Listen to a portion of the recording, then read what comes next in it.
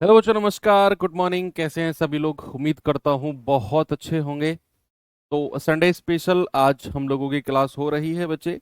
और इसमें परसेंटेज, जो कि बहुत इम्पोर्टेंट पार्ट है हमारे सिलेबस का, बहुत इम्पोर्टेंट चैप्टर है और रिलेट करता है बहुत सारे चैप्टर से। तो उसका आज पार्ट थर्ड हम लोग करने वाले हैं और इसमें काफ़ी कुछ आज हम कंप्लीट करने की कोशिश करेंगे। तो चलिए, आप सभी लोग तैयार हो जाइए। और उम्मीद करता हूं कि जो पहली दो क्लास हमारी हुई उनका रिवीजन आप लोगों ने किया होगा। फर्स्ट क्लास 1 घंटे की थी शायद, और जो आपकी कल की क्लास थी वो आई थिंक 1.5 घंटे की क्लास थी। तो आज हम लोग काफ़ी कुछ कंप्लीट करेंगे ताकि आने वाले जो वीक है हमारा नेक्स्ट, उसमें एक या दो क्लास में हमारा जो ये परसेंटेज का पार्ट है ये कंप्लीट हो जाएगा। तो मेरा टारगेट है कि जो कमिंग वीक है इसमें आपका प्रॉफिट लॉस डिस्काउंट भी एंड हो जाए।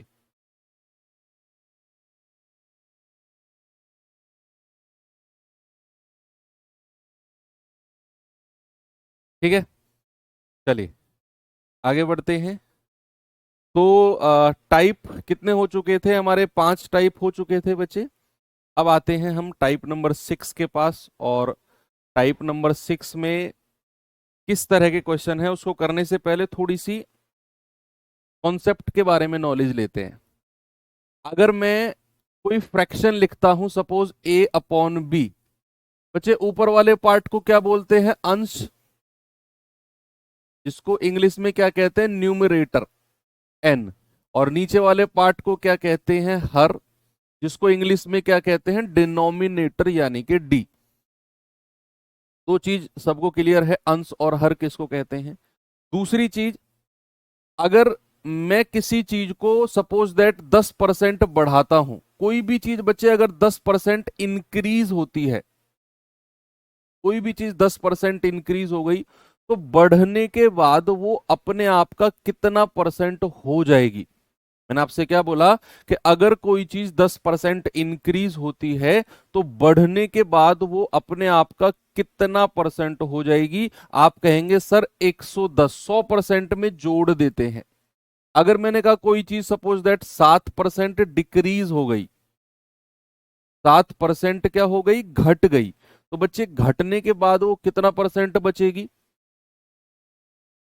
भाई अगर कोई चीज 7% डिक्रीज हो गई तो 100 में से 7 घटा दो, सर घटने के बाद वो अपने आप का 93% बचेगी। यानी कि अगर कोई चीज बढ़ती है तो 100% में जोड़ देते हैं, और अगर कोई चीज घटती है तो 100% में से माइनस कर देते हैं। ठीक है, इतना चीज क्लियर है सबको? चलो, अब क्वेश्चन बस इतने से कॉन्सेप्ट से हो जाएगा आपका। सवाल देखिए एक बार।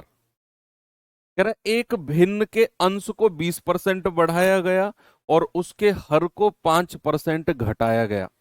यानी कि न्यूमरेटर को तो बढ़ाया गया 20% और डिनोमिनेटर को कम किया गया 5%। कह रहा है इस प्रकार जो हमें नया फ्रैक्शन मिला है ना, वो कितना है? 5/2। कह रहा है बताइए आपका ओरिजिनल फ्रैक्शन यानी कि मूल भिन्न कितना था?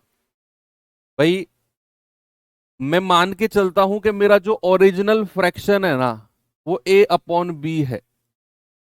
ये मेरा क्या है? मेरा ओरिजिनल फ्रैक्शन, यानी कि मैं कहूंगा मेरा मूल भिन्न है। अब सवाल कहता है कि अगर मैं अंश को 20% बढ़ा दूं, अगर मैं अंश को 20% बढ़ा दूं, तो क्या ये बढ़ने के बाद जो अंश, अंश का मतलब होता है ऊपर वाला पार्ट और हर का मतलब होता है नीचे वाला पार्ट। तो अगर मैं अंश को 20% बढ़ा दूं तो क्या बढ़ने के बाद ये 120% हो जाएगा? हाँ जी। अगर मैं डिनोमिनेटर यानी कि हर को 5% घटा दूं तो क्या ये घटने के बाद केवल और केवल 95% बचेगा? अगर घटाने को कह रहा है तो 100 में से घटा देते हैं, और अगर बढ़ाने को कह रहा है तो 100 में जोड़ देते हैं। तो अब कह रहा है इस प्रकार जो नया फ्रैक्शन हमें मिला है ना, वो कितना है? 5/2। आपसे कह रहा है मूल भिन्न ज्ञात करो, यानी कि ए बटा बी की वैल्यू जल्दी से मुझे बता दो। काटा पीटी करके कितनी आ रही है? आप कहेंगे सर 5 से जाएगा 19 बार और 5 से जाएगा 24 बार। ठीक है, क्रॉस मल्टीप्लाई कर दो, 19 की ऊपर 24 की नीचे। आप कहेंगे ए अपॉन बी कितना हो गया भैया, 19 की 5 में गुणा करेंगे 95 और 24 की 2 में गुणा करेंगे तो 48। क्या आपका जवाब 95 अपॉन 48 बिल्कुल सही है? बढ़े आगे। नेक्स्ट, एक भिन्न है ए बटा बी, यदि अंश को 20% बढ़ा दिया जाए और हर को 20% कम कर दिया जाए तो बताइए नई भिन्न जो होगी वो पुराने वाली का कितना गुना हो जाएगी? क्या जवाब होगा? भाई मान के चलो आपकी जो ओरिजिनल फ्रैक्शन है, जो मूल भिन्न है, वो क्या है, ए बटा बी। ये आपका ओरिजिनल फ्रैक्शन है, मूल भिन्न है। अब सवाल कहता है कि अंश को 20% बढ़ा दो, तो अगर आपका ए अंश है, 20% बढ़ाया तो कितना हो गया, 120%। कह रहा है डिनोमिनेटर यानी कि हर को 20% कम कर दो, तो आप कहोगे सर डिनोमिनेटर तो बी है, और अगर मैं 20% कम कर रहा हूं तो मैं तो 80% कर रहा हूं। तो जरा आप मुझे बताना ये काटा पीटी करके क्या मिलेगा यहां से आपको। आप कहेंगे सर 40 दूनी 80 और 40 तिया 120, यानी कि मुझे मिल गया 3/2। भाई 3/2, और ये है आपका ए बटा बी।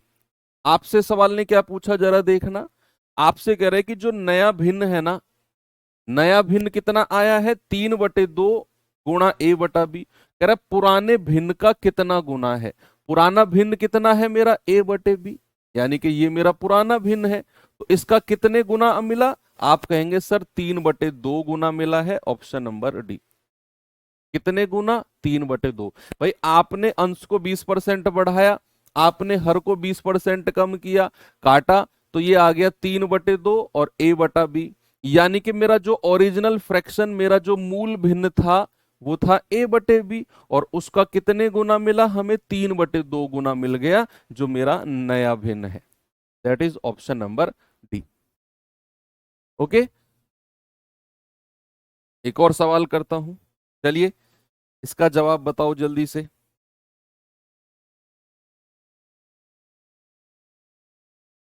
बताएंगे सभी बच्चे इसका जवाब?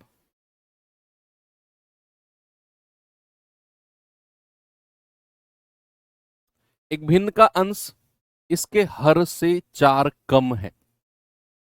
यदि अंश को 32% बढ़ाया गया और हर को 75% कम किया गया, तब नई भिन्न जो मिलेगी वो 12/25 होगी। तो मूल भिन्न ज्ञात करो क्या होगी। अच्छा सवाल है,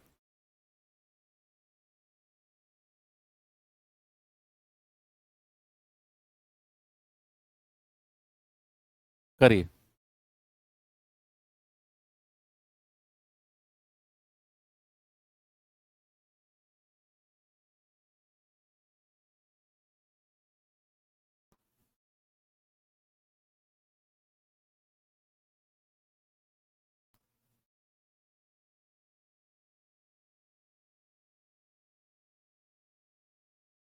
भाई आपको उसने अंश और हर के बारे में भी कुछ रिलेशन दिया है। देखो, या तो आप ऑप्शन से चले जाओ, ऑप्शन से अगर आप जाते हैं तो मेरे हिसाब से बेस्ट तरीका है, बेस्ट है। सवाल अगर कहता है कि जो इसका अंश है ना, वो हर से 4 कम है, यानी कि जो मेरा न्यूमरेटर है वो डिनोमिनेटर से 4 कम है, तो पहले तो उन ऑप्शन को हटा दो जिनमें 4 का डिफरेंस नहीं है। तो यहां भी 4 का डिफरेंस, यहां भी और यहां भी, तो किसी को नहीं हटा सकते, सब में 4 का डिफरेंस है। अब उसने क्या बोला, उसने कहा अगर मैं अंश को 32% बढ़ा दूं और हर को मैं 75% बढ़ा दूं, तो नया फ्रैक्शन मुझे इतना मिलेगा। बात तो सही है। तो क्या मैं ये कह सकता हूं बच्चे, कोई भी ऑप्शन उठा लो, कोई भी ऑप्शन, अगर मैं सपोज 3/7 उठाता हूं, तो अगर मैं इसको 32% बढ़ाता हूं तो 132 आ जाएगा, और अगर मैं हर को 75% बढ़ाता हूं तो 175 आ जाएगा। और ये 12/25 आना चाहिए। क्या ये 12/25 आएगा कट के? उसके लिए 7 को नीचे से कटना पड़ेगा।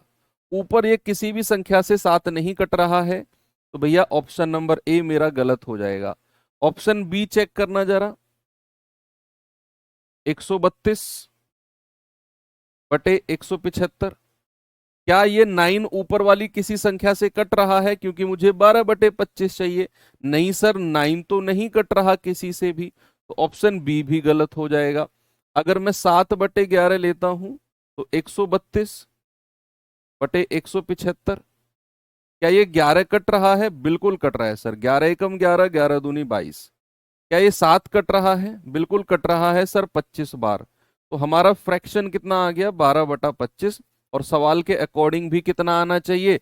सवाल के अकॉर्डिंग भी 12/25 आना चाहिए। यानी कि मेरा ऑप्शन नंबर सी बिल्कुल करेक्ट हो जाएगा, अगर आप ऑप्शन के थ्रू जाते हैं तो। लेकिन अगर आप कहेंगे नहीं सर, बिना ऑप्शन के भी एक बार करके देख लेते हैं, तो चलिए भाई, मैं मान के चलता हूं कि मेरा जो ओरिजिनल फ्रैक्शन है वो a/b है। ऊपर वाला पार्ट अंश और नीचे वाला पार्ट हर। अब सवाल कहता है कि भाई साहब, जो अंश है ना वो हर से 4 कम है। यानी कि अगर मैं सपोज दैट हर को मान लेता हूं r, या हर को b ही मान लो, b है तो b ही मान लो, तो जो अंश होगा वो हर से 4 कम होगा। यानी कि एक ही जगह आप लिख सकते हो b-4। क्या लिख सकते हो बच्चा? b-4। किसी को कोई समस्या है? उसने बोला है ना कि जो अंश है वो हर से 4 कम है, तो हर अगर b है डिनोमिनेटर, तो जो न्यूमरेटर होगा वो b-4 होगा। हर से 4 कम कर दो, यानी कि मेरा फ्रैक्शन हो गया अब b-4/b। अब सवाल कहता है कि अंश को तो 32% बढ़ाओ, तो बढ़ने के बाद कितना हो जाएगा? 132%। और जो डिनोमिनेटर है, जो हर है, उसको 75% बढ़ाओ, तो बढ़ाने के बाद कितना हो जाएगा भैया? वो हो जाएगा 175%। और इस प्रकार नया फ्रैक्शन कितना मिलेगा? 12/25। अब आप इसे सॉल्व कर लो और यहां से b की वैल्यू निकाल लेना। जैसे ही b की वैल्यू आ जाएगी तो उसमें से 4 घटा देना, वो a की वैल्यू आ जाएगी। अगर आप इसे डिटेल में जाना चाहते हो तो कर लीजिए भाई सॉल्व इसे। देखो, 25 से जाएगा 25×7=175, परसेंटेज से तो परसेंटेज काट दो। अब ये जाएगा 12 से जाएगा 12 एकम 12, 12 एकम 12। अब ये जाएगा b-4/b, बराबर ये 7 ऊपर चला जाएगा और ये 11 नीचे आ जाएगा। ठीक है, या ऐसे भी मत करो, अंदर ही मल्टीप्लाई कर दो, ये उसको उधर ले जाओ। ये आ जाएगा 11b -11×4 = 44, बराबर ये 7b उधर चला जाएगा। अब क्या करो, 44 को उधर ले जाओ, 7b को इधर ले जाओ, तो 11 में से 7 गया, 4b बराबर 44। 4 से कटेगा b, कितना आ गया? 11। अब b जैसे ही 11 आया तो a कितना हो जाएगा? b-4, दैट इज 11-4, यानी कि 7। तो आपका ओरिजिनल फ्रैक्शन क्या रहा होगा? a/b, यानी कि 7/11। क्या मिल गया आपको ओरिजिनल फ्रैक्शन? 7/11। अगर आप डिटेल में जाना चाहते हैं तो इस तरीके से जा सकते हैं, कोई प्रॉब्लम नहीं है। ठीक है बच्चे, इस तरीके से, नहीं तो फिर ऑप्शन वाला तो बेस्ट मैं मानता हूं। आगे बढ़ूं?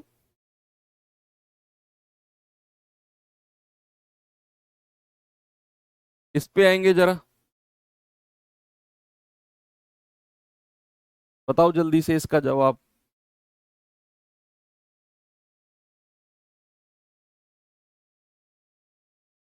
कह रहा है, एक भिन्न के अंश के दोगुने को 20% से अधिक कर दिया गया। अंश के दोगुने को 20% से अधिक कर दिया गया और हर के 3 गुने का 30% कम कर दिया गया, तो नया फ्रैक्शन 16/21 हो जाएगा। 16/21 का भी 24% हो जाएगा। मूल भिन्न क्या है? ये अच्छा सवाल है। ये फ्रैक्शन वाले में जितना पॉसिबल जा सकता है मैं उतना करा रहा हूं आपको।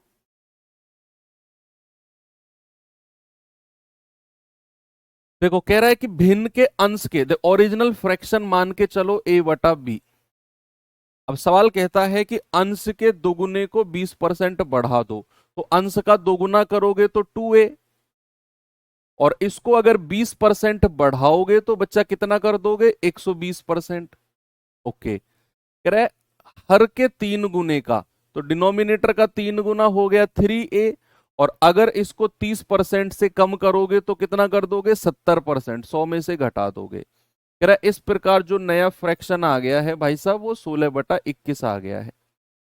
a/b निकाल दो, ओरिजिनल फ्रैक्शन यहां से 16/21 का भी 24%, सॉरी 16/21 का भी 24% है, गुणा 24/100। तो ओरिजिनल फ्रैक्शन कैलकुलेट करके जल्दी से बता दो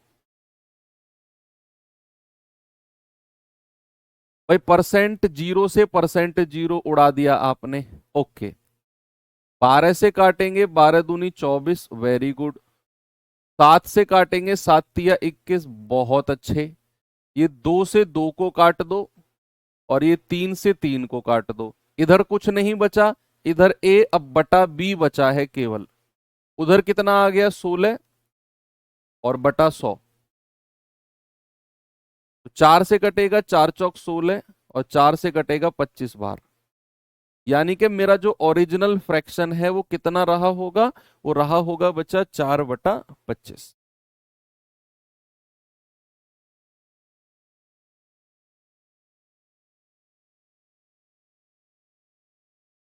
ठीक है भाई, कितना रहा होगा, 4/25।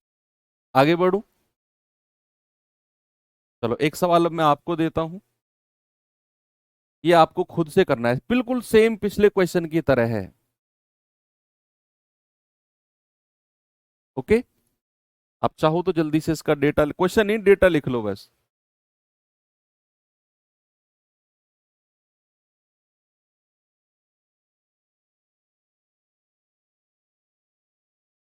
ओके, आगे बढ़े।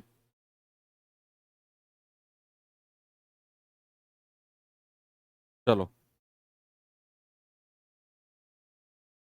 अब मैं थोड़ा सा आपको अगले टाइप के पास लेकर चलता हूं, और जो आपका अगला टाइप है वो है बच्चे खर्चा। आप जब कल को जॉब लगोगे तो आप जब कमाओगे तो उसका खर्चा भी आपका होगा। तो उस खर्चे का मैनेजमेंट कैसे करोगे। मैनेजमेंट जानते हो क्या होता है, मैनेजमेंट जानते हैं क्या होता है। मैनेजमेंट होता है किसी चीज का, किसी चीज के बारे में, किसी जो भी आपके पास रिसोर्सिस है उनको सही तरीके से सही जगह पर लगाना। दैट इज कॉल्ड मैनेजमेंट, उसको कहते हैं हम मैनेजमेंट। ठीक है, तो अब जब आप कल को जाके पैसा कमाओगे तो किस प्रकार उसका मैनेजमेंट करोगे। ये दो तरीके से मैनेजमेंट होता है।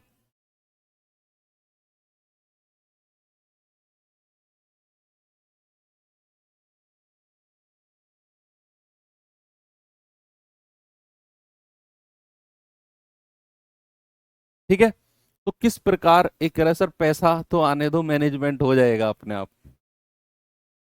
आएगा बच्चे, वेरी गुड, ये डिटर्मिनेशन होनी चाहिए, 100% आएगा।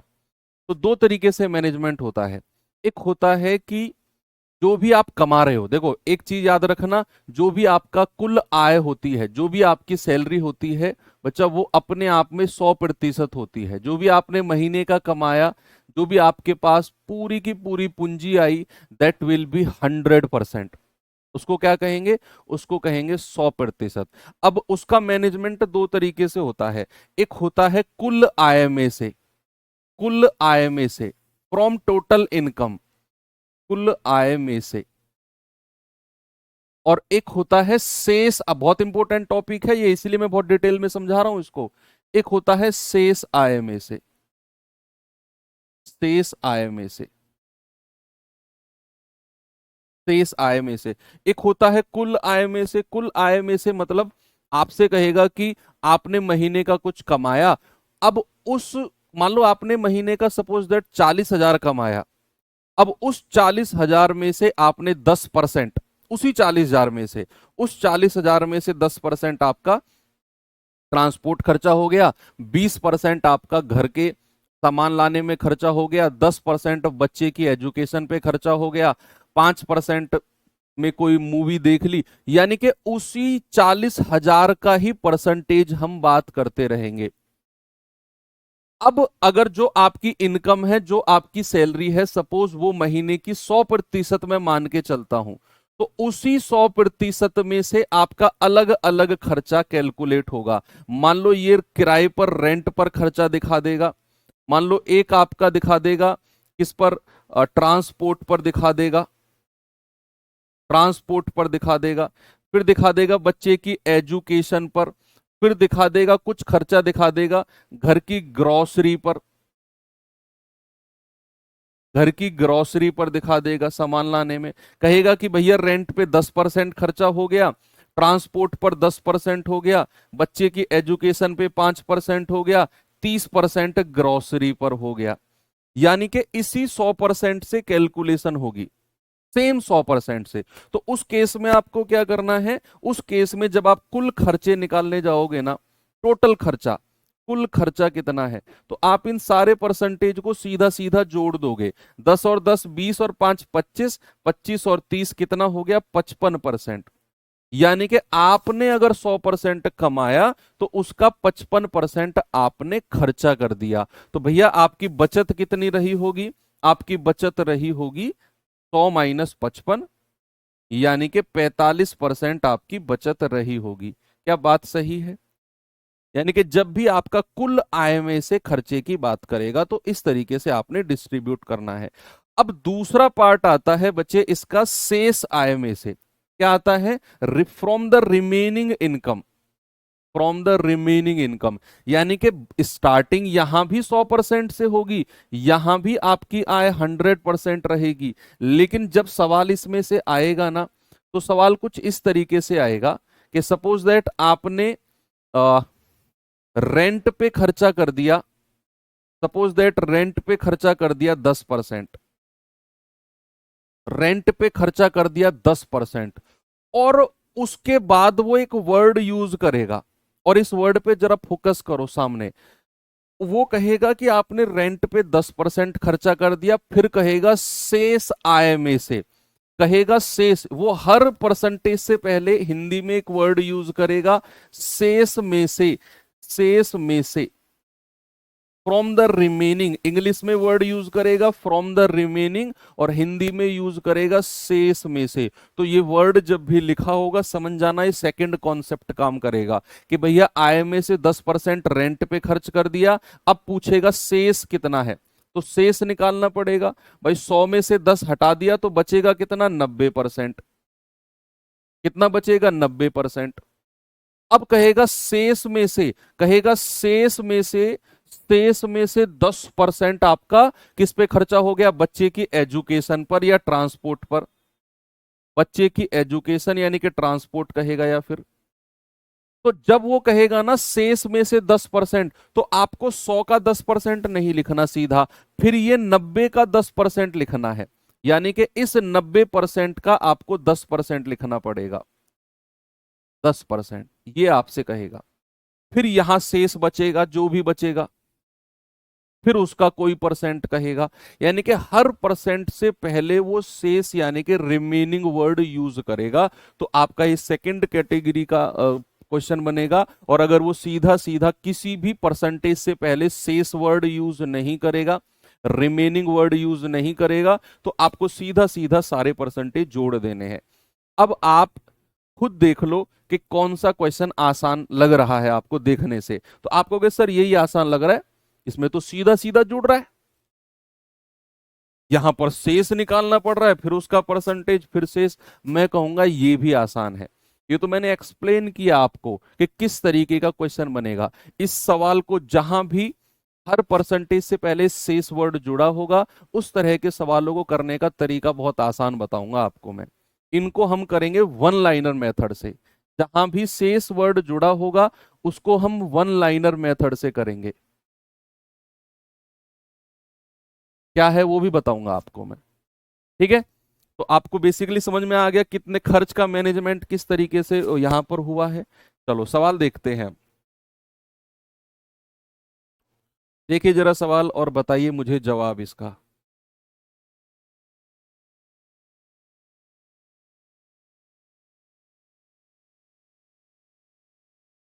सवाल है कि हेनरी एक कंपनी में काम कर रहा है, उसके मासिक वेतन में से 25% किराए के रूप में, 15% बच्चों की शिक्षा पर, 18% अन्य मदों पर खर्चा हुआ। उसके बाद जो बचा उसका वो 7,560 रुपए है। उसका मासिक वेतन कितना है? आपने बच्चे बस एक चीज देखनी है, क्या किसी भी परसेंटेज से पहले शेष वर्ड जुड़ा हुआ है? क्या किसी भी परसेंटेज से पहले रिमेनिंग वर्ड जुड़ा हुआ है? आप कहेंगे नहीं सर, बस उसने बोल दिया मासिक वेतन में से 25% रेंट, 15% बच्चों की शिक्षा, 18% अदर सोर्सेस पे खर्चा किया है। कहीं भी रिमेनिंग वर्ड तो है ही नहीं। तो अगर रिमेनिंग वर्ड या शेष वर्ड नहीं है और आप कुल खर्चा निकालने जा रहे हो, तो सारे के सारे परसेंटेज को जोड़ दो। 25 प्लस 15 प्लस 18 कितना आ गया बच्चे? 58%। तो यहां पर उसकी बचत कितनी हो जाएगी भाई? अगर 58% खर्चा है तो 100 में से 58 माइनस कर दो सर, 42% बचत होगी। क्या होगी मेरे भाई? 42% बचत। और सवाल तो कह रहा है 7560 रुपए बचत है, तो 42% की वैल्यू कितनी आ जाएगी? 7560 रुपया। 7560। तो 1% कितना आएगा? 7560/42। 21 दूनी 42, 21 तिया 63, 21 छिक्के 126, जीरो। 2 से कटेगा 180 बार। तो 100% की वैल्यू कितनी हो जाएगी? 100% की वैल्यू हो जाएगी 180 × 100। और आपका जवाब आएगा बच्चा 18,000 रुपया। और 100% क्या होता है? 100% ही आय होती है, यहीं पे मैंने आपको बताया है।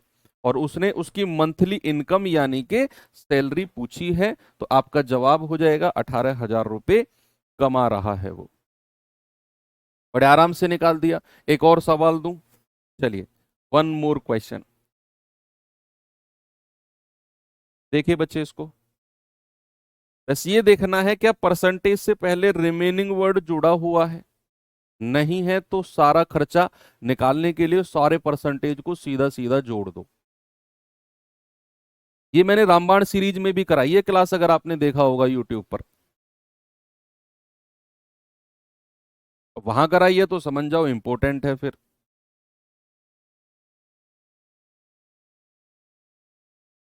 कह रहे सोहन अपनी आय का 23% इंश्योरेंस पॉलिसी, 33% भोजन, 19% बच्चों की शिक्षा, 16% मनोरंजन पर खर्च करता है और शेष बचा धन 504 है, बैंक में जमा कर देता है। बताओ उसने भोजन और इंश्योरेंस पर कितना खर्चा किया? टोटल नहीं पूछ रहा इस बार, 100% की वैल्यू नहीं निकालनी। इस बार उसने भोजन और इंश्योरेंस के बारे में बात करी, यानी कि 23% इंश्योरेंस और 33% भोजन, दोनों को जोड़ के जो आएगा उतने परसेंट की वैल्यू। पहले आप 1% की वैल्यू बात करो। क्या किसी भी परसेंटेज से पहले शेष वर्ड या रिमेनिंग वर्ड जुड़ा हुआ है? नहीं, किसी भी परसेंटेज से पहले रिमेनिंग वर्ड नहीं जुड़ा हुआ। तो जब हम इसका कुल खर्च निकालने जाएंगे बच्चा, तो हम सारे के सारे परसेंटेज को जोड़ देंगे। 23 प्लस 33 प्लस 19 प्लस 16 कितना आएगा?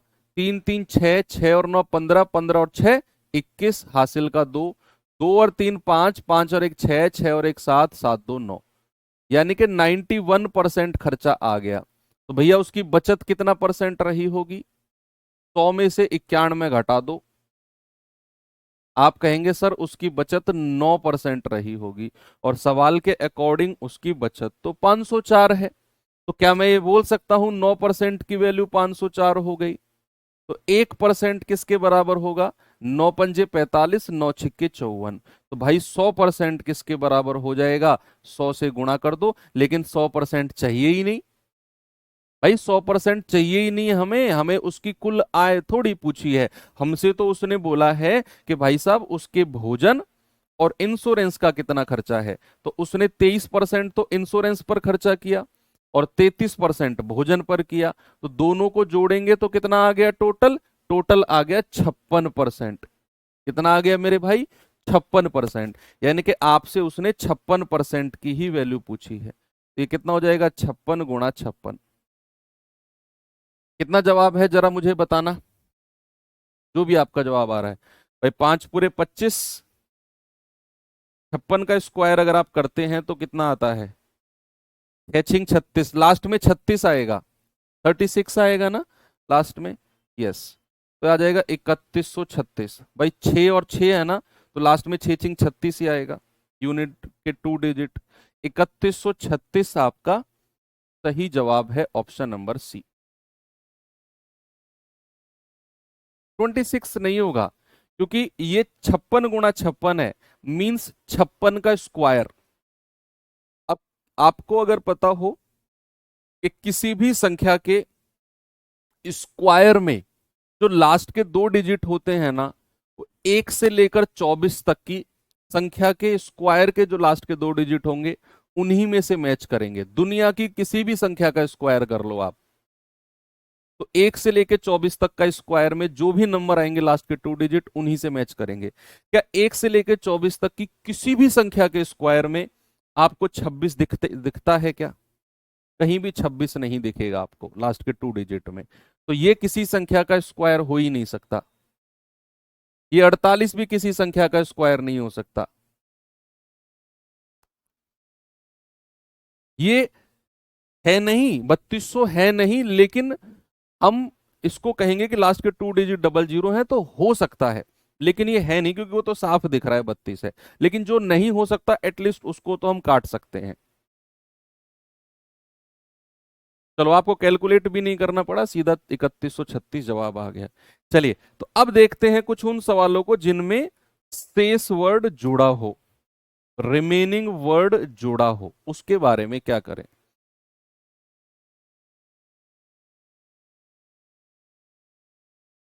कह रहा है एक आदमी अपने मासिक आय का 20% किराए पर, शेष का 45% कपड़ों पर खर्च करता है। कह रहा है शेष आय बचाता है, अगर उसकी मासिक बचत 308 रुपए है तो वेतन कितना होगा।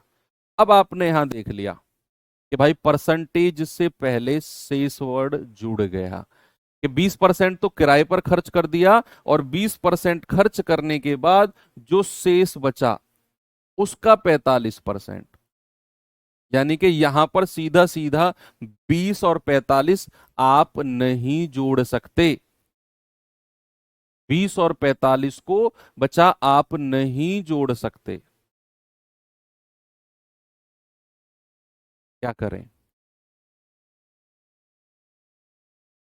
तो फिर अगर नहीं जोड़ सकते हो तो मैंने आपको कहा कि जहां भी शेष वर्ड लिखा दिखे वहां होते हैं हमारे वन लाइनर मेथड। मैंने लिखवाया था ना आपको, वहां पर क्या, वन लाइनर मेथड, कि जहां भी शेष आय में से बात करेगा उसे हम वन लाइनर मेथड से जाएंगे। वन लाइनर मेथड क्या है? आप मान के चलो कि उसकी जो मासिक आय है ना वो ए है, मान लो, वही आपसे उसने पूछी है मासिक वेतन। तो मान लिया आपने उसकी जो मासिक वेतन है या मासिक आय है वो ए रुपया है।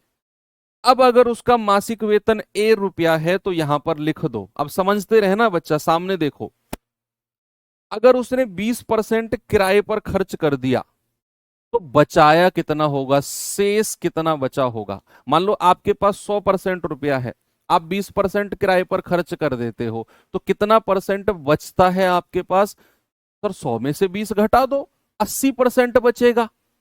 वही वही तो कह रहा है वो, कि अगर उसने 20% किराए पर खर्च कर दिया तो शेष कितना बचा होगा। हम इस बार शेष क्यों निकाल रहे हैं सर? क्योंकि भैया यहां वो शेष की बात कर रहा है, यहां वो रिमेनिंग की बात कर रहा है, यहां वो रिमेनिंग की बात कर रहा है। इसीलिए हम कहेंगे कि अगर 20% किराए पर किया तो हटाओ, शेष कितना बचा, 80%, तो इसका 80% लिख दो, यानी कि 80/100। अब ये आपके पास जो है ये शेष इनकम आ गई, रिमेनिंग है ये, रिमेनिंग। अब कह रहा जो शेष है उसका 45% कपड़ों पर खर्च कर दिया। बच्चे अगर 45% कपड़ों पर खर्च करता है तो उसका शेष कितना बचाता है? 45% कपड़ों पर खर्च करने के बाद, क्योंकि यहां भी हमें शेष वर्ड पूछ रहा है, कि वो शेष आय बचा लेता है। तो अगर वो 45% कपड़ों पर खर्च कर रहा है तो 100 में से 45 हटाओ, कितना परसेंट बचाएगा सर? 55%। भाई 100 में से 45 हटाओगे तो 55%। अब तो शेष का कितना? 55% गुणा 55%। अब जो यहां तक की कहानी है ये है टोटल बचत। ये क्या है? टोटल बचत है। भाई जब हमने आय का 80% निकाला यानी कि 20% हटा दिया, तो जो आय का 80% था वो था रिमेनिंग इनकम, किराया हटाने के बाद। अब उसने कहा जो शेष है उसका 45% कपड़ों पर खर्च कर दिया, तो 100 में से 45 हटाओ, कितना? 55%। तो जब आप इसका भी 55% निकालोगे तो ये आ जाएगी आपकी टोटल बचत। और कह रहे हैं कि भैया उसकी बचत तो कितनी है? 308, यानी कि बराबर 308। बस कैलकुलेट करके एक ही वैल्यू निकाल दो, यही वन लाइनर मेथड है। जल्दी से बताओ, 100% में से सारे को हटाते रहते हैं बस। जिस भी परसेंटेज से पहले शेष वर्ड जुड़ा होगा उसे 100 में से घटाकर शेष लिखते रहेंगे। तो कितना आएगा जरा बताना? 20, 11 से जाएगा 11 पंजे 55, 11 पंजे 55, 11 दूनी 22, 11 अट्ठे 88, 20 चौको 80, 20 पंजे 100, 5 से 5 गया, 4 से जाएगा 4 सत्तू 28, और ये 100 की गुणा उधर कर दो तो ए बराबर कितना हो गया? 700। यानी कि उसका मासिक वेतन कितना है बच्चा? उसका मासिक वेतन है 700 रुपए। ये है वो जब आपका शेष वर्ड जुड़ा हो। तो इस तरीके से आपने वन लाइनर मेथड का यूज करना है।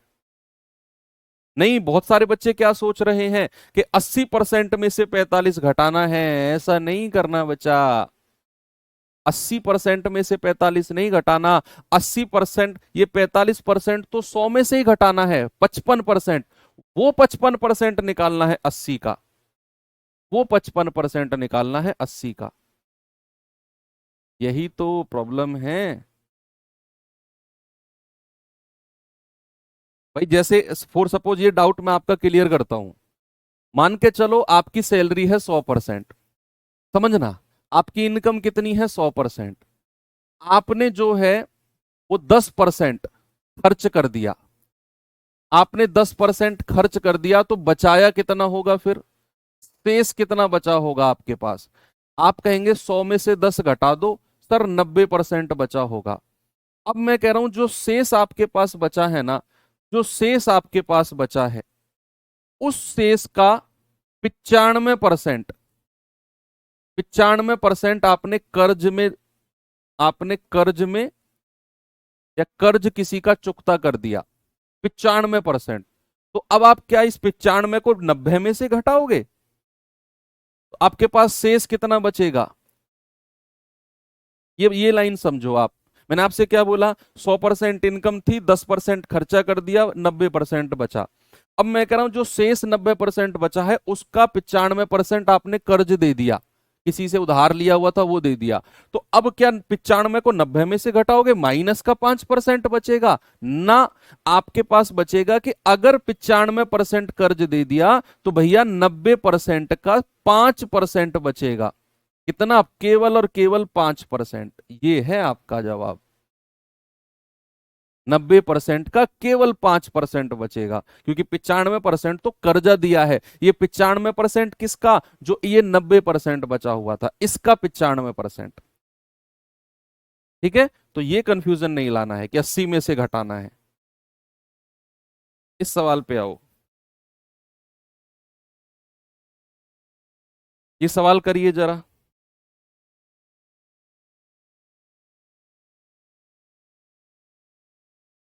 सवाल है, अरुण अपनी मासिक आय का 30% राशन पर, ओके, शेष धनराशि का 20% किराए पर, ओके, शेष का 45% बच्चों की शिक्षा पर और अन्य मदों पर खर्च करता है, ओके।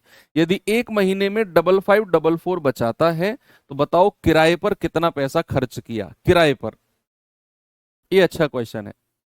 यहां पर आप देख रहे हो हर परसेंटेज से पहले रिमेनिंग वर्ड जुड़ा हुआ है। हर परसेंटेज से पहले रिमेनिंग वर्ड जुड़ा हुआ है। आपको सबसे पहले 1% की वैल्यू निकालनी है।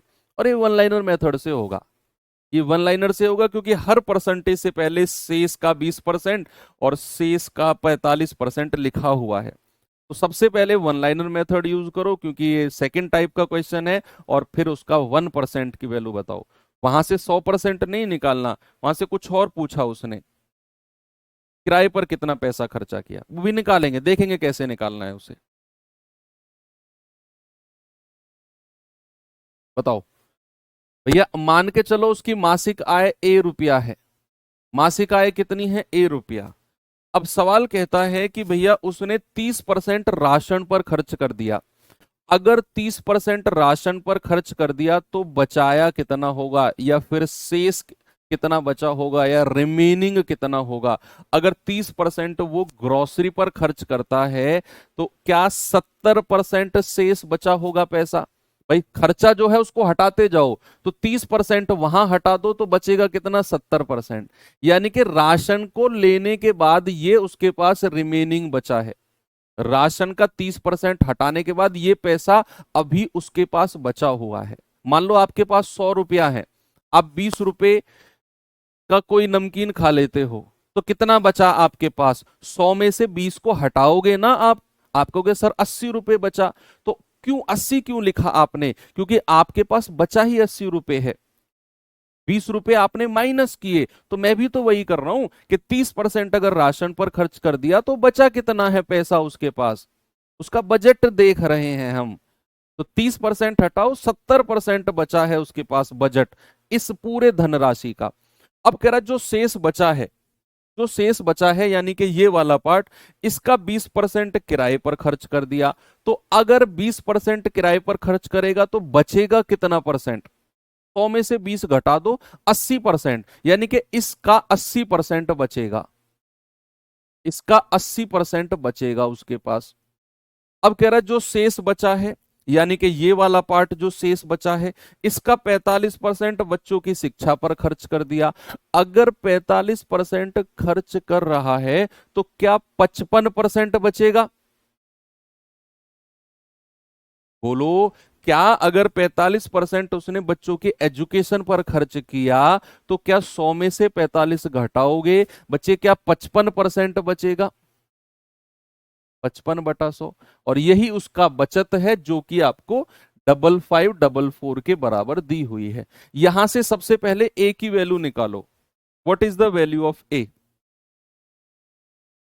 What is the value of a? क्या करेंगे आप? भाई 11 से काटेंगे, 11 पंजे 55, 11 पंजे 55, 0, 11 चौक 44, 7 से जाएगा 7 धाम 70, 7 सत्ते 49, 7 दूनी 14, 8 से जाएगा 8 धाम 80, और 8 से जाएगा 8 नाम 72। देखो 10 धाम 100, 100 से 100 काट दो, ठीक है। 5 से काटेंगे 20 बार, ऊपर की सारी संख्या गायब हो गई। तो ए बराबर कितना आ गया? 9 दूनी 18, और 1 2 3 0। क्या उसकी मंथली इनकम 18,000 है? बोलिए, गलत कर दिया क्या मैंने शायद कुछ, या सही किया है? नहीं, सब बिल्कुल सही है। मंथली इनकम कितनी है? 18,000, बिल्कुल करेक्ट है। लेकिन उसने मंथली इनकम की बात की ही नहीं, उसने बोला है बताओ उसने किराए पर कितना पैसा खर्चा किया। हमें एक फिर से सवाल को करना पड़ेगा। वो कह रहा है किराए पर कितना खर्चा किया। देखो, मासिक आय का 30% राशन पर खर्च करता है और शेष का 20% किराए पर। तो जो लोग इसी 18,000 का 20% निकाल रहे हैं ना, आप कर रहे हो गड़बड़, आप कर रहे हो गलत। क्यों? क्योंकि भैया ये 20% टोटल इनकम का नहीं है, ये 20% कुल आय का नहीं है, ये है जो शेष आय बची है 30% हटाने के बाद। यानी कि अगर मैं कहूंगा 18,000 उसने कमाया, तो उसमें से अगर 30% राशन पर खर्च कर दिया तो बचा कितना होगा? 70%। मैं रेंट का पैसा, किसका पैसा निकाल रहा हूं? क्या पूछा उसने? किराए पर। मैं उसका ग्रोसरी का पैसा निकाल रहा हूं। 18,000 में से 30% हटा दो, 70% बचा। अब ये जो शेष बचा है, इस शेष धनराशि का 20% किराए पर है, इसका 20% निकालना है आपको। ये आएगा रेंट का पैसा, ये आएगा आपका रेंट का पैसा। कि 30% राशन ग्रोसरी का पैसा हटा दिया आपने 18,000 में से, 70% बचा। इस 70% का 20% जो है वो किराए पर खर्चा है, तो 20% निकाल दिया, ये आपका रेंट आया। ये क्या आया आपका? रेंट आया। काटापीटी करके बता दो मुझे। 3 और 1 4 जीरो से 4 जीरो गया, 18 सत्ते 126 गुणा 20, ये आ जाएगा 252 जीरो। तो भाई रेंट पर कितना खर्चा है? 2520 रुपए है, ऑप्शन नंबर सी। ठीक है, 70%, 100 में से 30 घटाने पर आया। ओके, एक और सवाल दूं ऐसा ही। चलो, ये थोड़ा मिक्स क्वेश्चन है। जो मैंने आपको दोनों टाइप बताए थे ना, 2 टाइप के क्वेश्चन पूछे जाते हैं, कुल आय में से और शेष आय में से। अब मैं आपको दोनों का मिक्स क्वेश्चन करा रहा हूं, दोनों का मिक्स। अब मिक्स वाला क्वेश्चन कैसे आता है जरा देखना, ये है आपका दोनों का मिक्स क्वेश्चन।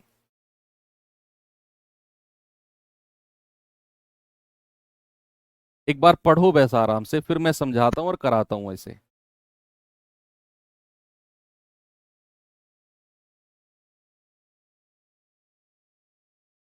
ये अच्छे टॉपिक हैं परसेंटेज के, अब अच्छे टॉपिक शुरू हो चुके हैं भाई।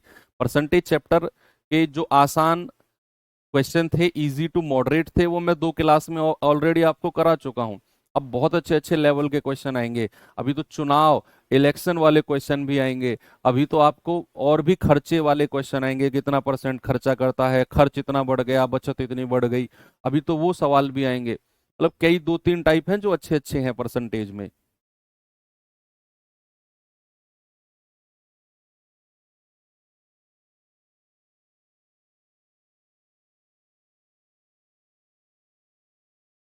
कह रहा है एक व्यक्ति अपनी आय का 10% भोजन पर तथा 20% किराए पर खर्च करता है। शेष का 15% यातायात पर, 10% दवाई पर खर्च करता है। फिर शेष का 50% अन्य चीजों पर खर्च करता है। शेष उसकी बचत है। यदि उसकी बचत 29,400 है तो आय कितनी है? अब ये मिक्स क्यों है क्वेश्चन? सर अब छोड़ दो प्लीज, जाओ भाई, मैंने कहां पकड़ रखा है तुम्हें?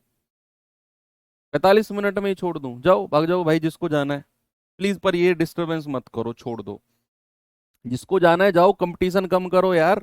काबिल लोगों को लगने दो दिल्ली पुलिस। एक ऐसी नौकरी थोड़ी है 40-40 मिनट में पढ़कर लगने वाली नौकरी थोड़ी है दिल्ली पुलिस। जाओ आप लोग, भीड़ कम करो। सुनो, एक व्यक्ति अपनी आय का 10% भोजन और 20% किराए पर खर्च करता है। यहां से लेकर यहां तक का सवाल पढ़ो जरा, यहां से लेकर यहां तक का। क्या किसी भी परसेंटेज से पहले शेष वर्ड जुड़ा था? बोलो, क्या किसी भी परसेंटेज से पहले रिमेनिंग वर्ड जोड़ा था क्या? नहीं सर। बस उसने बोला अपनी आय का 10% भोजन और 20% किराए पर खर्च कर दिया, कहीं भी शेष वर्ड नहीं था। और मैंने आपको बोला कि जब भी शेष वर्ड नहीं जुड़ा होगा तो सारे परसेंटेज को आपस में जोड़ देते हैं। तो भैया अगर मैं आपसे कहूं भोजन और किराए का टोटल कितना हो गया, फूड और रेंट का अगर मैं टोटल आपसे कहूंगा तो आप कहोगे सर फूड और रेंट का टोटल हो गया 10 + 20, यानी कि टोटल 30% हो गया। मैं सीधा सीधा इन दोनों को जोड़ूंगा। मैं रिमेनिंग कब लिखता हूं 100 में से घटाकर? जैसे मैंने अभी पिछले 2 क्वेश्चन में किया, जब वो हर परसेंटेज से पहले शेष वर्ड यूज करेगा। लेकिन ना तो उसने 10% से पहले यूज किया ना 20%। बस उसने बोल दिया अपनी आय का 10% भोजन और 20% किराए पर। तो दोनों को जोड़ दो, टोटल खर्चा कितना हो गया? 30%। अब उसने लिखा कि जो शेष बच गया उसका 15% यातायात और 10% दवाई। शेष वर्ड उसने 2% के बाद, शेष वर्ड उसने 2% के बाद लिखा है। तो भैया फिर हम शेष वर्ड का यूज भी 2% के बाद करेंगे। तो मैं मान के चलूंगा कि उसकी जो इनकम है वो ए है। अब आप समझ गए मैं आपको क्या समझाना चाह रहा हूं। कि जब भी परसेंटेज से पहले शेष नहीं लिखेगा तो हम उनको सीधा सीधा जोड़ते चलेंगे।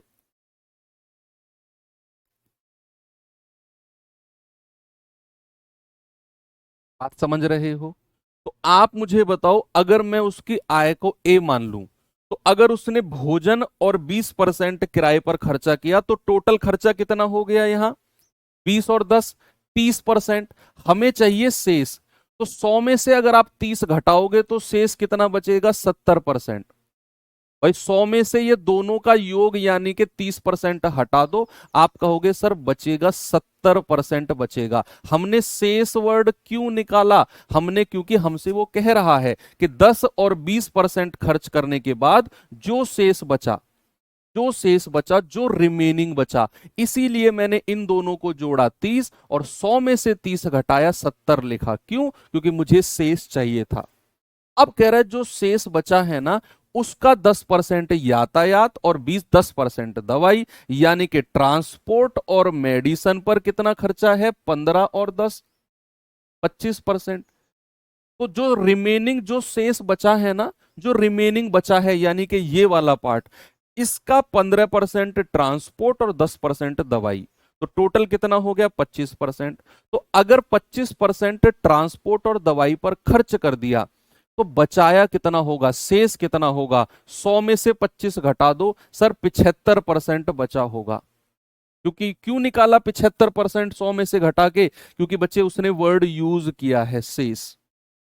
उसने बोला है कि शेष का 15% और 10% खर्च करने के बाद जो शेष बचा है, इसीलिए मैंने 15 और 10 25 को 100 में से घटाया है, वो शेष लिखा है, क्योंकि वो कह रहा है शेष का 50% अन्य चीजों पर खर्चा हुआ। तो बचा कितना होगा? 100 में से 50 घटा दो सर, 50% ही बचा होगा। ये उसकी फाइनल बचत हो गई। ये क्या है? उसकी फाइनल सेविंग है, बचत है। और ये किसके बराबर हो जाएगी बच्चा? ये हो जाएगी 29,400 के। ये बहुत अच्छा सवाल है, मिक्स क्वेश्चन है ये। जो दो टाइप के क्वेश्चन बनते हैं, दोनों टाइप का मिक्स क्वेश्चन रख दिया मैंने, कि जब भी परसेंटेज से पहले शेष वर्ड नहीं जुड़ा होगा सीधा सीधा जोड़ते रहेंगे। कि 10% भोजन, 20% किराया, टोटल 30%।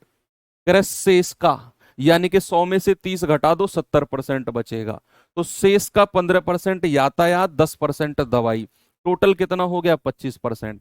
वो कह रहा है शेष का, तो इसीलिए 100 में से 25 घटा दो, 75% बचेगा शेष। कह रहा है शेष का 50% खर्च कर दिया, तो बचा कितना होगा? 100 में से 50 घटा दो, 50%, बराबर 29,400। बस यहां से आप इसका एक ही वैल्यू निकाल दो, आपका जवाब आपको मिल जाएगा। जल्दी से काटा पीटी करके बताओ मुझे।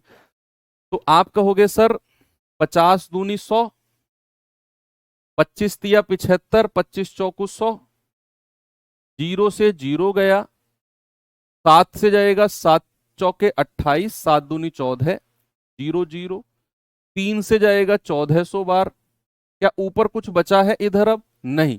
नीचे का 4 दूनी 8 की गुणा उधर कर दो, तो 4 दूनी 8 की गुणा उधर करेंगे तो 14 अट्ठे कितना होता है बच्चा? 112। यानी कि उसकी सैलरी कितनी है मेरे भाई? 11,000। और सॉरी, एक जीरो अभी ये भी बचा हुआ था, इसकी भी गुणा होगी, 80 की गुणा करेंगे ना, 4 दूनी 8 धाम 80 की, तो ये आ जाएगा आपका 1,12,000। ऑप्शन नंबर बी हमारा सही है। ठीक है, आगे बढ़ू।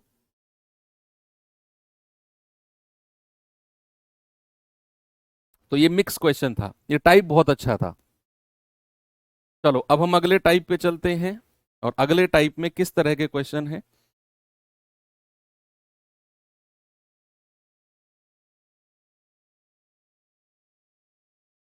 देखो, एक फॉर्मूला होता है कीमत। कीमत को खपत से अगर आप गुणा करते हो तो आपको खर्चा मिलता है। इंग्लिश में क्या बोलते हैं कि अगर आप प्राइस को शॉर्ट फॉर्म में पी बोलते हैं, अगर आप कंजप्शन से गुणा करते हो,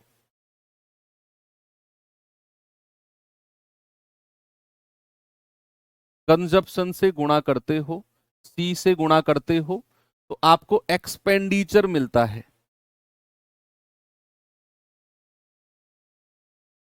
एक्सपेंडिचर यानी कि ई आपको मिल जाएगा। ठीक है, अब इस फॉर्मूले को थोड़ा एग्जाम्पल की माध्यम से आपको मैं समझाता हूं कि मान के चलो आप मार्केट गए, आपको मम्मी ने चीनी लेने के लिए भेजा, 10 किलो चीनी, कि बेटा 10 किलो चीनी ले आ। अब आप सबसे पहले दुकानदार से क्या कहते हो जाके, आप कहते हो कि भाई साहब चीनी का रेट क्या है। भाई रेट, कोई भी चीज लेने से पहले आप रेट पूछते हो ना, सब्जी वगैरह, धनिया, अदरक वदरक जो भी आप लो जाके, आप उसका सबसे पहले रेट पूछते हो, फिर आप डिसाइड करते हो मुझे कितनी क्वांटिटी चाहिए। भाई फॉर सपोज मान के चलो अदरक है 100 रुपये पाव, तो क्या 10 किलो अदरक थोड़ी लोगे आप कहोगे भाई साहब 1 पाव दे दो या 2 पाव दे दो, जो भी है। कोई चीज जितनी महंगी होती है हम उसको उतनी कम क्वांटिटी में खरीदते हैं। भाई ये हमारा ह्यूमन नेचर है। हमें पता चला कि अदरक किसी ठेले पे, वैसे नॉर्मली 100 रुपये पाव रेट है, लेकिन किसी ठेले पे 10 रुपये पाव मिल रही है। आप 2 किलो उठा लाओगे, काम आती रहेगी, सस्ती मिल रही है, ले लो। आपने अपनी क्वांटिटी डिसाइड की उसके रेट से। तो मेरा कहने का मतलब है, आप मार्केट गए चीनी लेने, आपने चीनी का भाव पूछा, दुकानदार ने कहा भाई 40 रुपये पर किलो है, यानी कि 1 किलो का भाव कितना, 40 रुपये। उसका प्राइस कितना बताया उसने, प्राइस बता दिया 40 रुपये पर किलो। फिर आपने कहा ओके भाई साहब 10 किलो दे दो, क्या कर दो, 10 किलो दे दो। तो आपका कंजप्शन, खपत कितना हुआ, 10 किलो। जितना समान क्वांटिटी आपको चाहिए दैट इज कंजप्शन, जितनी क्वांटिटी। फिर आपका खर्चा कितना हो गया चीनी के ऊपर, आप हिसाब लगाओगे, 1 किलो 40 रुपए की, तो 10 किलो कितने की हो जाएगी, 40 गुणा 10, 400 रुपए की। आपने बेसिकली किया क्या, आपने प्राइस को कंजप्शन से गुणा कर दिया, आपको खर्चा मिल गया। 40 गुणा 10 यानी कि 400 रुपए आपको खर्चा मिल गया। ये होता है आपका फॉर्मूला, कि जब आप कीमत को खपत से मल्टीप्लाई करते हो यू हैव एक्सपेंडिचर। आपको क्या मिलता है, आपको खर्चा मिलता है, आपको एक्सपेंडिचर मिलता है। ठीक है, सर चीनी नहीं शक्कर बोलते हैं, तो फिर शक्कर को क्या बोलते हैं, रेड कलर की होती है, उसको क्या बोलते हो तुम, फिर गुड़। फिर गुड़ को क्या बोलते हो तुम। काहे जीवन में कंफ्यूजन क्रिएट कर रहे हो, वैसे कम कंफ्यूजन है क्या जीवन में तुम्हारे में, है। पिछले सवाल में तो कंफ्यूजन आ गया तुम्हें, शेष शेष शेष, और चीनी शक्कर का कंफ्यूजन और रख लो अपने जीवन में। यही तो प्रॉब्लम है तुम लोगों की, खामखा के कंफ्यूजन रखते हो। सुनो, जो चीज है उसको वही बोलो ना। तुम ही लोगों जो नाम बिगाड़ते हो लोगों के, जो ये राजू, रामू, कालू, ये जो नाम रखते हो तुम ही लोग रखते हो। फिर जो असलियत नाम है वो रखते ही नहीं हो तुम लोग, बोलते ही नहीं हो अपने यार दोस्तों किसी को भी। तो प्राइस को कंजप्शन से गुणा किया, आपको एक्सपेंडिचर मिल जाएगा। अब सवाल किस तरीके का है उससे जाने से पहले एक चीज मैं और आपको समझाना चाहता हूं, कि अगर आपका खर्च समान है, अगर आपका खर्चा समान है, खर्चा समान है, इसका मतलब क्या हुआ कि आपका एक्सपेंडिचर कांस्टेंट है। एक्सपेंडिचर क्या है, एक्सपेंडिचर कांस्टेंट है आपका, यानी कि आपको कोई मतलब नहीं है प्राइस बढ़े या घटे, आपको जितना खर्चा करना है वो करना ही है। आपको मम्मी ने 500 रुपए दिए चीनी लाने के लिए, अब चीनी का रेट चाहे 40 रुपए हो चाहे 50 हो, आपको 500 रुपए की ही चीनी लेके आनी है। कोई फर्क नहीं पड़ता क्या रेट बढ़ा क्या रेट घटा। दैट इज कॉल्ड खर्चा कांस्टेंट, कि खर्चा बराबर है भैया। जितने, जैसे पेट्रोल डलवाना है, आपको पता है कि मैं वीक में 100 रुपए का पेट्रोल डलवाता हूं। अब 100, पहले 90 रुपए पेट्रोल की कीमत थी, फिर बाद में 100 हो गई, 95 हो गई, 94 हो गई, 93 हो गई। आपको मतलब ही नहीं पेट्रोल कितना बढ़ रहा कितना घट रहा है, आपको 100 रुपए का डलवाना है। तो जब 90 का था, कुछ पेट्रोल 1 लीटर आ रहा था, जैसे ही पेट्रोल की कीमत 95 हो जाएगी, तो जो 100 रुपए में पहले आता था 90 के हिसाब से, वो नहीं आएगा, अब तो कम आएगा थोड़ा सा। जैसे ही कीमत 90 से घट के 80 हो गई, ज्यादा आने लग जाएगा, लेकिन आपका खर्चा कांस्टेंट है, 100 रुपए ही है। पापा ने दिए, हर वीक यही मिलेंगे, चाहे रेट घटो चाहे बढ़ो। तो वही चीज है कि अगर खर्चा समान है तो जो रेशियो बच्चे कीमत का होता है, याद रखना, जो रेशियो प्राइस का होगा, जो रेशियो प्राइस का होगा, सपोज मैंने कहा ए रेशियो बी, उसका उल्टा रेशियो खपत का हो जाएगा, कंजप्शन का उसका उल्टा रेशियो हो जाएगा बी ए। तभी आपका खर्चा समान रहता है, क्योंकि आपको पता है खर्चा क्या होता है, आपको पता है जो खर्चा होता है वो कीमत को खपत से गुणा करने पर मिलता है। तो अगर आप कीमत को खपत से गुणा करोगे तो यहां कितना मिलेगा खर्चा ए बी, और यहां गुणा करोगे तो क्या मिलेगा ए बी। आप देख सकते हो कि जो खर्चा पहले था वही खर्चा बाद में है।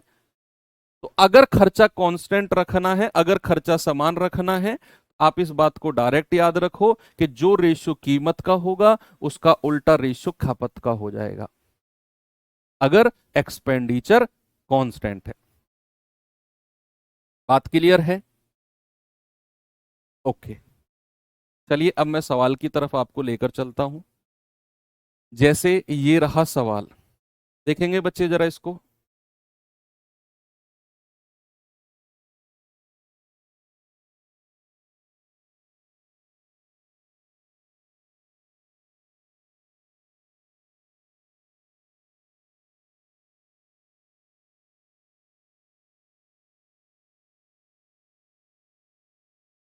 हाँ, एक अनाउंसमेंट और करना था बच्चे, जो HCM और AW TPO वाले बच्चे हैं, कल से आप लोगों की क्लास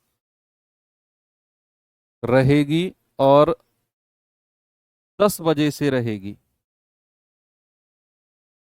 कल से आप लोगों की क्लास 10 बजे से रहेगी, एडवांस मैथ की क्लास। ठीक है, केवल HCM AW TPO के जो 4 चैप्टर अलग से हैं ना, ट्रिग्नोमेट्री, अलजेब्रा, ज्योमेट्री और मेंसुरेशन, तो आप लोगों की क्लास कल से नहीं, परसों से रखेंगे हम, ट्यूसडे से। ट्यूसडे से आपकी क्लास रहेगी और वो 10 बजे से रहेगी 11:30 बजे तक। ठीक है, केवल वो AW TPO और HCM वाले बच्चों की जो 4 टॉपिक है, और स्टार्टिंग हम जो है वो अलजेब्रा से करेंगे। पहला टॉपिक अलजेब्रा होगा हमारा, उसके बाद करेंगे हम ट्रिग्नो में, मेंसुरेशन तो यहीं पढ़ेंगे हम, इसी बैच में मेंसुरेशन पढ़ेंगे, तो दोनों में कॉमन रहेगी। बाकी जो अलजेब्रा है उसे हम यहाँ, अलजेब्रा के बाद ट्रिग्नोमेट्री, उसके बाद ज्योमेट्री। ठीक है, तो वो ट्यूसडे से आपकी 10 से 11:30 बजे सुबह आपकी क्लास रहेगी। तो बी प्रिपेयर, केवल AWTP और HCM वाले बैच में चलेगी, दिल्ली पुलिस वाले, कांस्टेबल वाले बच्चों को इससे कोई मतलब नहीं है। ठीक है, तो ये हर उस बच्चे तक पहुंच जानी चाहिए बात की, 10 बजे से ट्यूसडे से क्लास रहेगी अलजेब्रा की, एडवांस मैथ की। जैसा कि मैंने प्रॉमिस किया था कि जैसे मिड नवंबर आएगा आपकी मैं एक और क्लास स्टार्ट कर दूंगा एडवांस वाली। अच्छा, उस टाइम किसी और की क्लास होती है क्या? चलो फिर मैं टाइम को, हाँ ये मैंने ध्यान में नहीं दिया, फिर टाइम को एक बार मैं मैनेज कर लूंगा बोल के, एक बार टाइम को मैनेज कर लूंगा मैं, लेकिन रहेगी ट्यूसडे से, रखेंगे हम मंगलवार से ही। तो टाइम मैं आपको कल बता दूंगा, मंडे को। हाँ, ड्राइवर में भी है, मंगलवार कल बता दूंगा, इसलिए मैंने मंगलवार को बोला। कह रहा है, चावल की कीमत 3 रुपए से बढ़ के 4 रुपए प्रति किलोग्राम हो गई। ओके, लेकिन कुल खर्चे पर कोई प्रभाव नहीं पड़ा। ये लाइन उसने बड़े साफ साफ बोली है, उसने बोली है लेकिन कुल खर्चे पर कोई प्रभाव नहीं पड़ा, यानी कि उसका खर्चा समान है। तो बोल रहा है बताओ खपत पर क्या प्रभाव पड़ेगा। अब आप बड़े अच्छे से जानते हैं, आप बड़े अच्छे से जानते हैं कि जो रेशियो आपके कीमत का होगा, क्योंकि खर्चा समान है, तो कीमत का रेशियो कितना हो गया, प्राइस का रेशियो कितना हो गया, 3 से बढ़ के 4। तो भैया कंजप्शन का रेशियो क्या हो जाएगा, उल्टा हो जाएगा, 4 से 3 हो जाएगा, क्योंकि खर्चा उसका कोई असर नहीं पड़ा है। तो जो रेशियो कीमत का है उल्टा रेशियो किसका कर दो, उल्टा रेशियो कंजप्शन का कर दो। तो भैया हम क्या ये बोल सकते हैं कि 4 से घट के 3 हो गए खपत, तो 1 की कमी है। और अगर हमें प्रतिशत कमी बतानी है तो क्या हम ये बोलेंगे कि भैया 1/, और ये 4 नीचे रख दो और गुणा 100। तो 4 से काटेंगे 25 बार, और 25 एकम 25, तो कितने परसेंट की कमी आई है खपत में? सर 25% की कमी आई है, डिक्रीज हुआ है, 4 से 3 है ना, तो ये 25%, ऑप्शन नंबर सी हटाओ, ऑप्शन बी सही होगा। इंक्रीज नहीं हुआ, जो सी वालों देखो, इंक्रीज नहीं हुआ, कमी हुई है।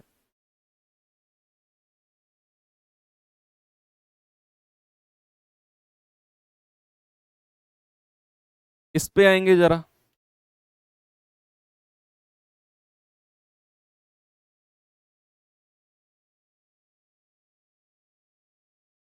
कह रहा है एक तेल की कीमत में 45% की वृद्धि होती है, एक परिवार को अपनी खपत में कितने परसेंट की कमी करनी चाहिए ताकि खर्चा वही बना रहे? खर्चा वही बना रहे मींस खर्चा कांस्टेंट है। तो कह रहा है कि अगर कीमत 45% बढ़ी तो बताओ खपत कितने परसेंट कम होगी? तो आप कहेंगे सर प्राइस कितना हुआ? 45% बढ़ा, यानी कि 100 से बढ़ा के कितना कर दो? 145। भाई कोई चीज 45% बढ़ती है तो 100 अगर इनिशियल है तो 145 नई वाली हो जाएगी। तो भैया उसका कंजप्शन क्या होगा? जस्ट उल्टा, 145 से 100। तो कितने की कमी आई है? 45 की कमी आई है कंजप्शन में। तो प्रतिशत में कमी बतानी है तो कितनी आएगी? वो आएगी 45 बटा 145 गुणा 100। तो 5 से जाएगा 9 बार, 5 से जाएगा 29 बार, तो 9 की 100 में गुणा करेंगे तो 900 बटा 29%। तो 29 तिया 87, 3 29 एकम 29, 31 सही, 1/29, यानी कि ऑप्शन नंबर सी हमारा करेक्ट है। ये खर्चा समान रहे, ये वो सवाल है। अगर खर्चा समान नहीं रहेगा तो क्या करेंगे भैया? वो सवाल भी है मेरे पास, इसे देखिए जरा। अब इसे जाने से पहले आपको मैं थोड़ा सा कुछ फॉर्मूले लिखवाता हूं। बड़े इंटरेस्टिंग, बड़े मजेदार फॉर्मूले हैं, काम आएंगे। ये आपके प्रॉफिट लॉस में भी काम आएंगे, डिस्काउंट में भी काम आएंगे, और कंपाउंड इंटरेस्ट चक्रवृद्धि ब्याज में भी काम आएंगे। ये बेसिकली आपके 3 फॉर्मूले हैं, बड़े अच्छे अच्छे फॉर्मूले हैं ये, और सवालों को बहुत शॉर्ट बना देंगे ये। मान लो किसी भी संख्या में अगर a% की वृद्धि होती है, a% की वृद्धि और b% की वृद्धि, दो वृद्धि अगर किसी संख्या में है तो हमेशा याद रखना ओवरऑल क्या होगा? ओवरऑल वृद्धि होगी। ओवरऑल क्या होगा बच्चा? ओवरऑल इंक्रीज होगा, वृद्धि होगी। और कितने की होगी? ओवरऑल वृद्धि होगी a+b+a×b/100। ओवरऑल इतने परसेंट की वृद्धि हो जाएगी, बिल्कुल करेक्ट जवाब है। अब जो ये मैंने लिखा कि a% की वृद्धि और b% की वृद्धि, ये कंपाउंड इंटरेस्ट में भी काम आएगा फॉर्मूला, कि भैया चक्रवृद्धि ब्याज सपोज अगर 10% है तो 2 साल का कितना ब्याज होगा? तो वहां भी आपका यही फॉर्मूला हम यूज करेंगे, a+b+a×b/100। और ये भी आप याद रखना कि अगर a% की वृद्धि और b% की वृद्धि होती है किसी भी संख्या में, तो उसकी ओवरऑल क्या होती है? वृद्धि होती है, a+b+a×b/100। सेकंड केस बनता है कि अगर किसी वैल्यू में a% की कमी और b% की कमी, अगर दोनों की दोनों कमी हो, अगर दोनों की दोनों कमी हो तो ओवरऑल कमी होती है। सक्सेसिव क्या होती है? ओवरऑल कमी होती है। ये सक्सेसिव बता रहा हूं आपको, मैं क्रमागत रूप से बता रहा हूं। अगर ओवरऑल कमी होती है और वो कितनी होगी? वो हो जाएगी आपका a+b-a×b/100। इतने परसेंट की ओवरऑल कमी होगी। और ये कहां पर यूज करेंगे हम? डिस्काउंट में यूज करेंगे। ये आप लिख सकते हो, also use in compound interest. Compound interest, ताकि आपको याद रहे कौन से चैप्टर में हमें यूज करना है। Also use in compound interest, इसको लिखेंगे also use in, also used in discount. इसे डिस्काउंट निकालने के लिए भी यूज किया जाएगा कि भैया A% का डिस्काउंट है, B% का डिस्काउंट है, तो ओवरऑल डिस्काउंट क्या होगा, सक्सेसिव डिस्काउंट क्या होगा। तो आप कहेंगे A+B माइनस A गुणा B बटा 100, या फिर कहीं A% की कमी B% की कमी हो तो ओवरऑल कमी होती है A+B माइनस A गुणा B बटे 100। और बच्चा थर्ड फॉर्मूला आता है कि एक वृद्धि है और एक कमी है, एक वृद्धि और एक कमी, कोई सा भी वृद्धि कोई सा भी कमी हो सकता है। पहले तो दोनों वृद्धि, फिर दोनों कमी, और अब क्या है, अब है आपका एक वृद्धि और एक कमी, ये तीसरा है। तो जब ये केस होगा तो क्या करेंगे बच्चे, वृद्धि को पहले रखना है, पहले वृद्धि वाले को रखना है, फिर कमी वाले को। A-B माइनस A गुणा B बटे 100, और ओवरऑल डिपेंड करेगा यहां पर तो मैंने पहले ही लिख दिया कि जब दोनों कमी होंगी तो ओवरऑल कमी होगी, जब दोनों वृद्धि होंगी तो ओवरऑल वृद्धि होगी। लेकिन जब A% की वृद्धि और B% की कमी है तो जो ओवरऑल आएगा वो डिपेंड करेगा बच्चे इस वैल्यू पर, इस वैल्यू पर डिपेंड करेगा। अगर ये वैल्यू आपकी प्लस आई, अगर ये वैल्यू आपकी प्लस आई इसको सॉल्व करके, तो याद रखना आपकी वृद्धि कहलाई जाएगी। और अगर ये वैल्यू ओवरऑल माइनस में आई तो याद रखना ये कमी कहलाई जाएगी। ओवरऑल क्या कहलाई जाएगी, कमी। ठीक है, कि वृद्धि को पहले रखना है, कमी को बाद में रखना है। तो फॉर्मूला बनता है A-B माइनस A गुणा B बटा 100। बस ये याद रखना, वृद्धि को पहले, कमी को बाद में। तो A-B माइनस A गुणा B बटे 100। अगर ये ओवरऑल सॉल्व करके प्लस आया तो वृद्धि, और ओवरऑल सॉल्व करके माइनस आया तो कमी। याद रहेगा, बिल्कुल याद रहेगा। तो चलिए अब हम अपने सवाल की तरफ चलते हैं। और ये सक्सेसिव फॉर्मूले कहां पर लगते हैं, ये सक्सेसिव मेथड है सारे के सारे। अब ये सक्सेसिव मेथड लगते कहां पे हैं, कभी भी आपसे कहेगा A गुणा B, दो संख्या की मल्टीप्लीकेशन आपसे कहेगा, ये परसेंटेज में कहां पे लगते हैं वो मैं आपको बता रहा हूं। हर परसेंटेज में हर वो फॉर्मूला जिनमें दो संख्या की आपस में मल्टीप्लाई हो रही होगी, और या तो इसमें वृद्धि कहेगा या फिर इसमें कमी कहेगा, और बी में या तो वृद्धि कहेगा या कमी कहेगा। हम हर उस जगह सक्सेसिव मेथड यूज करेंगे, सक्सेसिव मेथड यूज करेंगे। बस सक्सेसिव मेथड फिर मैं बता रहा हूं कहां पर यूज करेंगे, जहां पर दो संख्याओं की आपस में मल्टीप्लाई हो रही होगी, और एक को वृद्धि या कमी कहेगा, दूसरे की वृद्धि या कमी कहेगा। हम हर उस जगह सक्सेसिव मेथड यूज करेंगे।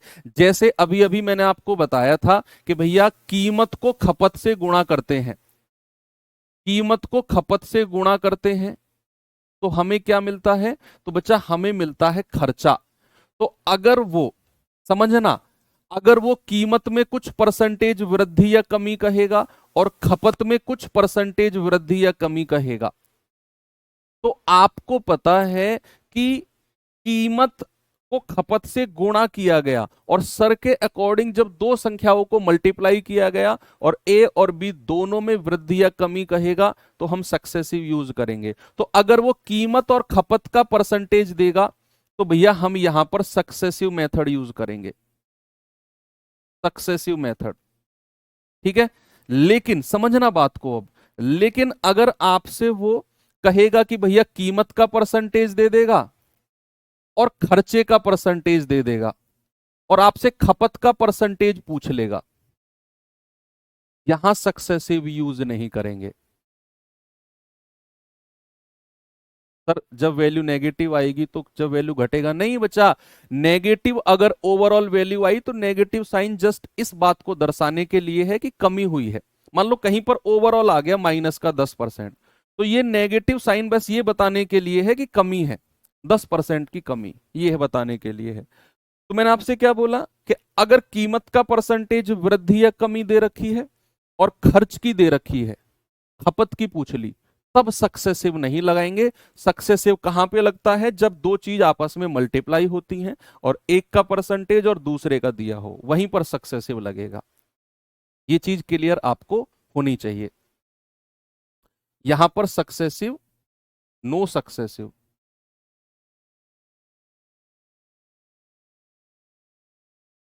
ठीक है, जब ये वाला केस होगा।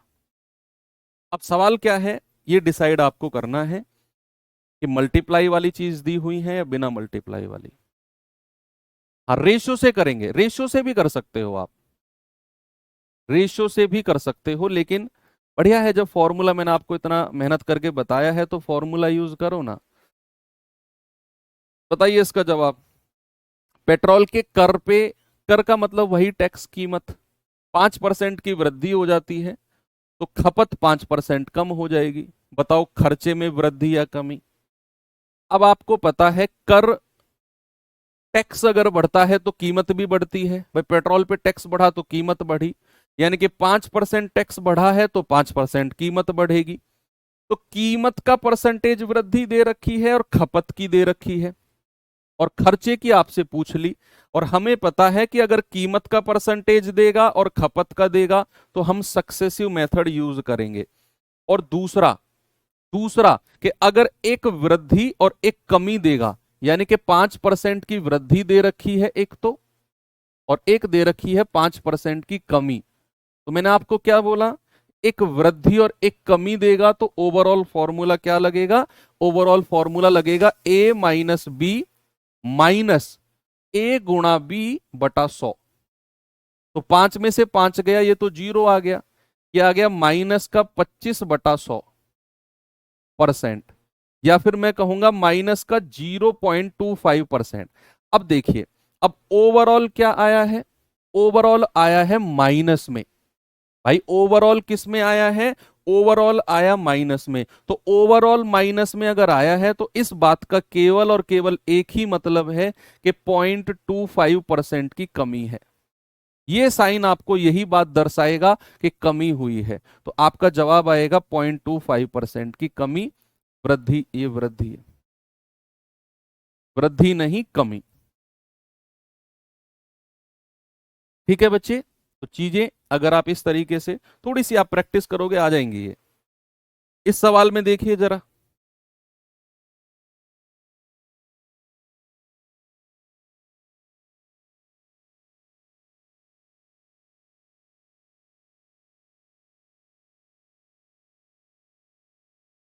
कह रहा है, चाय के मूल्य में 25% की वृद्धि हो जाने के कारण एक गृहिणी खपत में 25% की कमी कर देती है, तो उसका खर्च पर क्या प्रभाव पड़ेगा? अब आप खुद इस सवाल को सॉल्व करके मुझे बताएंगे कि उसने मूल्य यानी कि कीमत का परसेंटेज दिया हुआ है, उसने खपत का परसेंटेज दिया हुआ है और खर्च का पूछ लिया। और हम जानते हैं कि भैया कीमत को खपत से गुणा करके ही खर्चा मिलता है, और गुणा वाली चीजों का परसेंटेज दिया हुआ है तो हम सक्सेसिव लगाएंगे यहां पर। और सक्सेसिव लगाएंगे तो एक वृद्धि है और एक कमी है, तो 25 माइनस 25 माइनस 25 गुणा 25, ए माइनस बी माइनस ए गुणा बी बटे 100। तो ये तो कट गया, ये आ गया 625/100%, और 100 से भाग देंगे तो ये आ जाएगा माइनस का 6.25%। और ये माइनस का साइन एक ही बात को दर्शाता है बस, कि 6.25% की कमी हुई है बच्चा। क्या जवाब आएगा? 6.25% की कमी। Option number C, decrease by 6.25, increase नहीं डिक्रीज। क्लियर है? आगे बढ़े।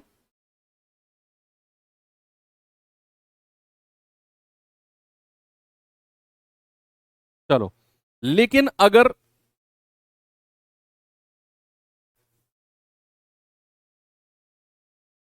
उसका खपत, इसे भी देखो सवाल को, वो सवाल भी आएंगे जब आपको खर्चे के बारे में परसेंटेज दिया होगा और खपत का पूछ लेगा।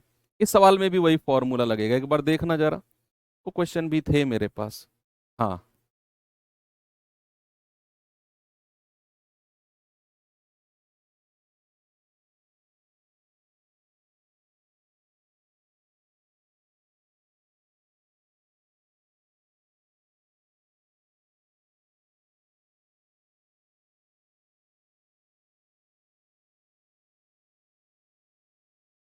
बताइए। कह रहा है, चीनी के मूल्य में 25% की वृद्धि होने से कोई व्यक्ति उस पर होने वाले खर्च को कितना प्रतिशत बढ़ाएगा या घटाएगा अगर उसकी खपत 20% बढ़ जाए। यहां भी आप देखो कि भैया कीमत की वृद्धि दी हुई है और खपत की दी हुई है और खर्चे की पूछ ली, और हम जानते हैं कि कीमत को खपत से गुणा करने पर ही खर्चा मिलता है। तो भैया क्या हम यहां पर सक्सेसिव लगाएंगे, क्योंकि कीमत को खपत से गुणा किया गया और दोनों गुणा वाली चीजों का परसेंटेज हमें दिया हुआ है, कीमत का भी और खपत का भी। सक्सेसिव लगा दो, तो दोनों की दोनों क्या है, वृद्धि है। अब दोनों की दोनों वृद्धि है तो ओवरऑल फॉर्मूला क्या होता है, वृद्धि का होता है। ओवरऑल फॉर्मूला क्या होता है बच्चा, वृद्धि का। यानी कि 25 प्लस 20 प्लस 25 गुणा 20 बटे 100, 25 चौको 100 और 4 पंजे 20, 25 और 20 45, 45 और 5 50% की वृद्धि है। भाई जब दो सक्सेसिव वृद्धि होती है तो ओवरऑल क्या होती है, वृद्धि होती है। ऑप्शन नंबर डी हमारा करेक्ट है।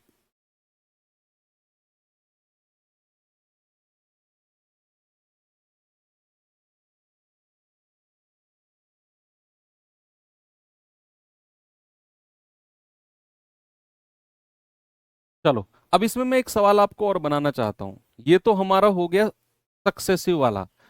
अब अगर आपको ऐसा दिया हो कि भैया कीमत के बारे में बोल देगा, कहेगा कीमत में 20% की वृद्धि हुई है, कीमत में 20% की वृद्धि हुई है। ओके,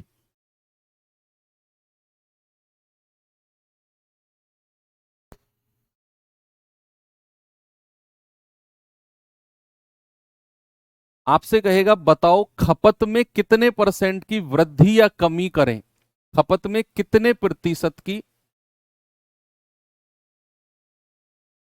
खपत में कितने प्रतिशत की वृद्धि या कमी करें। खपत की वृद्धि या कमी पूछ लेगा ताकि जो उसका खर्चा है, ताकि जो उसका खर्चा है वो केवल 10% बढ़े, वो केवल 10% बढ़े।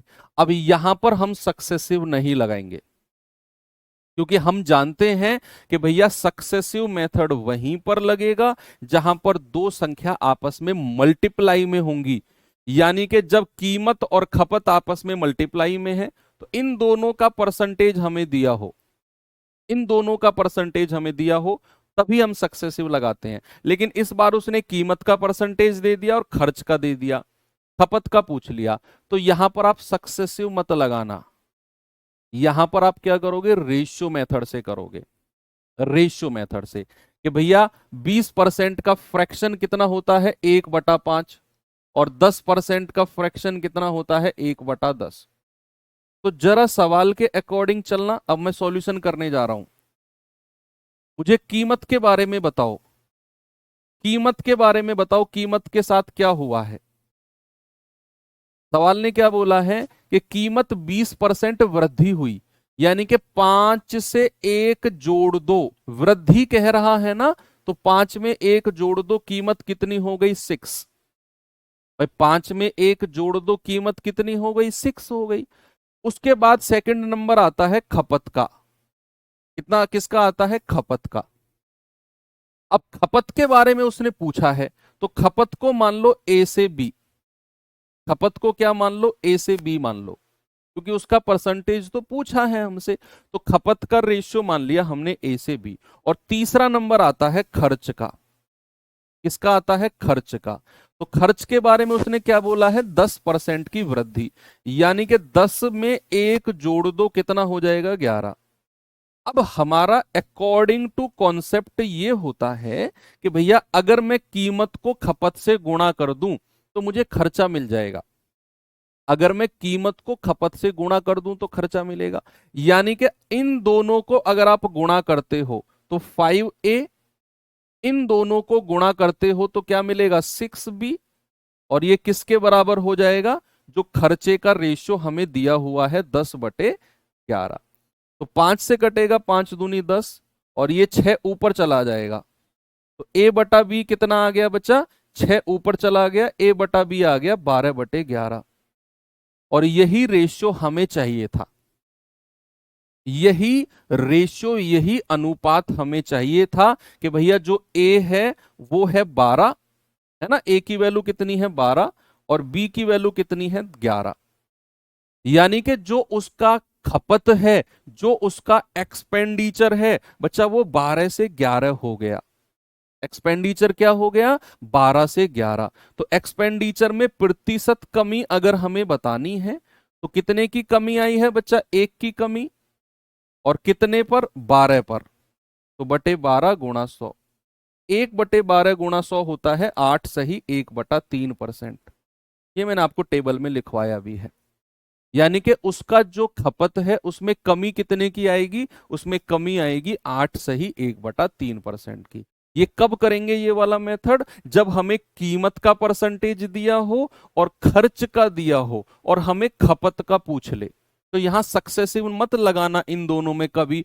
A+B+A गुणा B/100 लगाना, रट्टाखोर वाला कॉन्सेप्ट अगर यूज करोगे तो फंसोगे। फिर मुझे ही गाली दोगे एग्जाम हॉल से निकल के, मास्टर ने कुछ नहीं पढ़ाया, और उसका कोई फायदा होगा नहीं, नुकसान आप ही का हो जाएगा। चीजों को समझ के करो कि भैया अगर हमें कीमत और खर्च का परसेंटेज देगा, खपत का पूछ लेगा, तो हम ये वाला रेशियो मेथड यूज करेंगे। ओके, चलिए अब हम चलते हैं आगे, अगले टाइप पे चलता हूं। और ये टाइप भी कुछ कुछ मिलता जुलता ही है। ये टाइप कुछ मिलता जुलता किससे है? मैंने आपको एक कॉन्सेप्ट थोड़ी देर पहले पढ़ाया था, कहां गया वो कॉन्सेप्ट? ये वाला जो कॉन्सेप्ट है, ठीक है, इसी कॉन्सेप्ट को मैं कॉपी करके आगे ले जा रहा हूं अगले टाइप में। इस टाइप में देखो, जो टाइप हम आगे यूज करने वाले हैं 9, इसी कॉन्सेप्ट को देखो अब आप। सेम कॉन्सेप्ट कि अगर खर्चा समान हो, ये क्या आ गया?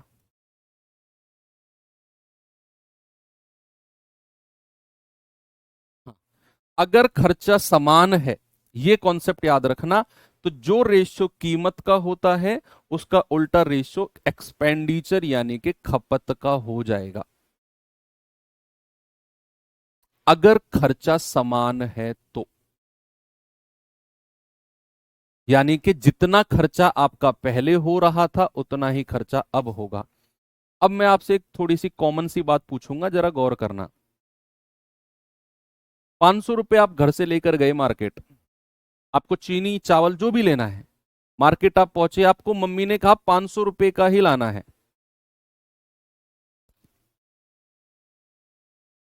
अब 500 रुपये का ही लाना है, जितना भी आए। तो घर से आपकी कैलकुलेशन होके गई कि 50 रुपए किलो चीनी है, तो 500 रुपए की कितनी आ जाएगी? 10 किलो। घर से जो कैलकुलेशन लगी है। अब आप मार्केट पहुंचे, पता चला चीनी का रेट बढ़ के 70 हो गया, 60 हो गया। तो क्या आपको 10 किलो चीनी मिलेगी? अब रुपए आपने 500 ही पकड़ा दिए दुकानदार को, लेकिन दुकानदार ने 60 रुपए पर किलो का भाव लगाया। क्या आपको 10 किलो चीनी मिलेगी? नहीं, कम मिलेगी सर, क्योंकि हम तो घर 50 रुपए के हिसाब से कैलकुलेट करके गए थे, चीनी का भाव हो गया 60, तो चीनी मिलेगी कम। अगर खर्चा 500 रुपए ही है और चीनी का भाव 50 से घट के 40 हो गया, तो क्या चीनी आपको 10 किलो मिलेगी? नहीं सर, ज्यादा मिलेगी, क्योंकि भाव यानी कि प्राइस अगर कम हुआ तो चीनी मिलेगी ज्यादा, और प्राइस अगर बढ़ा तो चीनी मिलेगी कम। खर्चा आपका 500 रुपया ही है। तो तो जो आपको चीनी ज्यादा या कम मिल रही है वो किसकी वजह से मिल रही है भाई? ज्यादा मिली कभी, कभी आपको कम मिली, वो किसकी वजह से? क्योंकि उसका जो प्राइस है वो फ्लक्चुएट हो रहा है। अगर प्राइस कम होता है तो चीनी ज्यादा मिलती है, प्राइस बढ़ा तो चीनी कम मिलेगी। यानी कि वो प्राइस, वो कीमत के हिसाब से आपकी चीनी ज्यादा या कम होती रहेगी। 500 रुपए का तो खर्चा आपका हो चुका है, चाहे वो कितने रुपए किलो ही चीनी बढ़ जाए। तो वही चीज है कि खर्चा समान है, तो कीमत अगर ए से बी हुई तो खपत हमारी उल्टा हो जाएगी, बी से ए हो जाएगी। अब सवाल क्या है जरा देखना। कह रहा है चावल की कीमत में 20% की कमी हुई, जिससे एक व्यक्ति 360 रुपए में 2 किलोग्राम अधिक चावल खरीद सकता है। बताओ चावल की मूल कीमत और वर्तमान कीमत कितनी कितनी है? अब आपको पता है कि भैया कोई व्यक्ति है, 360 रुपए उसकी जेब में है।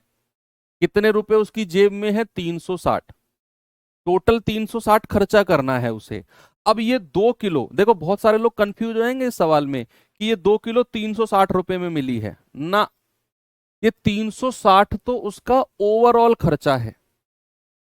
ये 360 उसने दुकानदार को दे दिए। अब ये 360 दे दिए और उसको 2 किलो अधिक चावल मिले। अब आप लोग ही बताओ कि जो ये 2 किलो अधिक चावल मिले, ये किसकी वजह से मिले हैं? ये जो 2 किलो अधिक चावल उसे मिले हैं, ये किसकी वजह से मिले हैं? इसका क्या रीजन है? बोलिए, क्यों ये उसको 2 किलो अधिक चावल मिले? क्योंकि क्या उसने ज्यादा पैसा दिया दुकानदार को? नहीं, ये 2 किलो अधिक चावल मिले हैं क्योंकि भैया कीमत 20% कम हुई। कीमत 20% कम हुई, इसी रीजन से उसको 2 किलो अधिक चावल मिले। अगर ये कीमत बढ़ती तो उसे कम मिलते चावल, कीमत कम हुई है तो 2 किलो एक्स्ट्रा मिले। खर्चा तो बेचारे का 360 रुपए है, कांस्टेंट है खर्चा तो। और मैंने आपको बोला अगर खर्चा कांस्टेंट होता है तो जो रेशियो कीमत का होगा उसका उल्टा रेशियो खपत का हो जाएगा। अब आज थर्ड क्लास है परसेंटेज की, और मैं आपसे उम्मीद करता हूं कि 20% का फ्रैक्शन 20/100 करने की जरूरत आपको नहीं है। आपको पता होना चाहिए, अगर एक आप सिंसियर और सीरियस स्टूडेंट हैं तो आपको पता होना चाहिए 1/5 फ्रैक्शन होता है। क्यों होता है, कैसे होता है, अगर ये बताने की मुझे जरूरत पड़ी तो बच्चे मुझे ये कहते दुख हो रहा है कि आप दिल्ली पुलिस के लिए अभी तैयार नहीं हो। फिर मैं इसलिए बुरा हूं क्योंकि मैं स्पष्ट बोलता हूं, क्योंकि जिस समुंदर में आप तैरने की कोशिश कर रहे हो बच्चे, मैं उस समुंदर में तैर चुका हूं। मैं उस फील्ड से निकल चुका हूं, तैयारी के फील्ड से। बहुत सारे लोग आपको बहकाएंगे, कर लोगे बेटा, कर लोगे बेटा, कर लोगे, मेरी क्लास से पढ़ लो, ये कर लो, वो कर लो, रेगुलर क्लास कर लो, ये प्रैक्टिस सेट लगा लो, फलाना लगा लो, मौगला। भाई साहब मैं स्पष्ट, मैं प्रैक्टिकल बात करता हूं कि अभी भी अगर आपको ये 1/5 निकालने में सोचना पड़ रहा है, then you are not prepared for the exam. अब अभी तैयारी नहीं हो तैयार, आपको समय लगेगा, काफी समय लगेगा। एग्जाम है 1-1.5 महीने बाद, आप उसके लिए तैयार नहीं हो अभी। ये कड़वी सच्चाई है। तो 20% का फ्रैक्शन कितना होता है? 1/5। तो कीमत में कमी आई है, यानी कि जो उसका प्राइस है कितना हो गया? 5 में से 1 घटा दो, प्राइस हो गया 5 से घट के 4। प्राइस कितना हो गया? 5 से घट के 4 हो गया। अब अगर प्राइस 5 से 4 हुआ तो क्या उसका जो कंजप्शन है, क्या उसकी जो खपत है वो उल्टी हो जाएगी, रिवर्स हो जाएगी 4 से 5? क्योंकि खर्चा तो 360 रुपया ही है उसका। खर्चा तो 360 रुपया ही है उसका। यानी कि अब अगर पहले देखो, ये पहले है और ये बाद में है, कि पहले अगर वो 4 यूनिट खपत थी तो अब खपत है 5 यूनिट, तो कितनी बढ़ी है खपत? 1 यूनिट। और सवाल के अकॉर्डिंग खपत कितनी बढ़ी है? 2 किलो, क्योंकि उसे 2 किलो एक्स्ट्रा चावल मिल रहे हैं। तो 1 यूनिट का मतलब कितना हो गया बच्चे? 2 kg। अब आपसे यहां दो तरह के सवाल पूछेगा। एक तो कहेगा उसकी मूल कीमत कितनी है। मूल कीमत यानी कि शुरुआत में जो घर से सोच कर चला था, वो कितनी कीमत के हिसाब से सोच के चला था चावल को। और एक है उसकी नई कीमत, कि जब वो मार्केट आ गया, दुकानदार को 360 रुपए पकड़ा दिए, तो दुकानदार ने क्या रेट चावल लगाए हैं। तो उसके लिए आपको सबसे पहले मूल कीमत, मूल खपत बताओ। तो 4 × 2, ये है 8 किलो। यानी कि घर से वो 8 किलो सोचकर चला था। घर से पहले का मतलब है कि घर से वो 8 किलो सोच के चला था। तो जरा उसकी मूल कीमत बताना, ओरिजिनल प्राइस क्या हो जाएगा। मूल कीमत यानी कि ओरिजिनल प्राइस क्या हो जाएगा। 360 रुपए उसकी जेब में थे, 8 किलो चावल घर से सोच के चला था, 8 से डिवाइड कर दो, तो 8 × 4 = 32, 8 × 5 = 40, यानी कि 45 रुपए पर केजी। ये वो घर से सोच के चला था कि भैया चावल की कीमत 45 रुपए पर किलो है। लेकिन जब मार्केट आया, कीमत कम हुई, तो भैया उसे कितने रुपए चावल के पड़े हैं।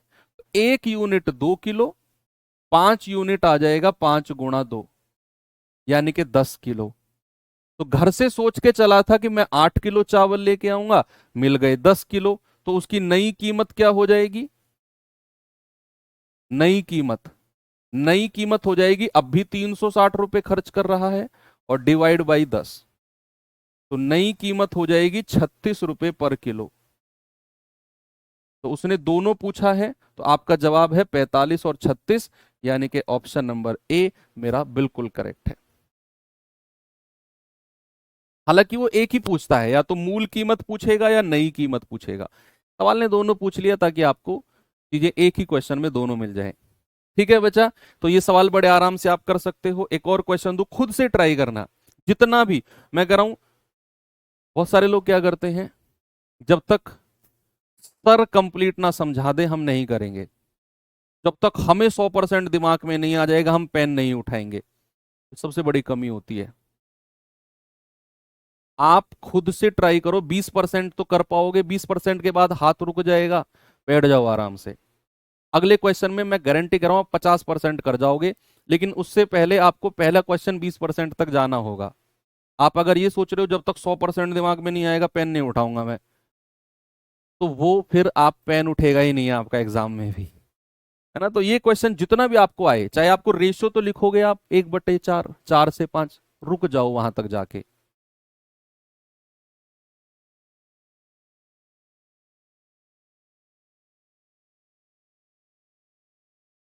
कह रहा है कि चावल की कीमत में 25% की कमी होने पर एक व्यक्ति 1200 रुपए में 4 किलोग्राम ज्यादा चावल खरीद लेगा।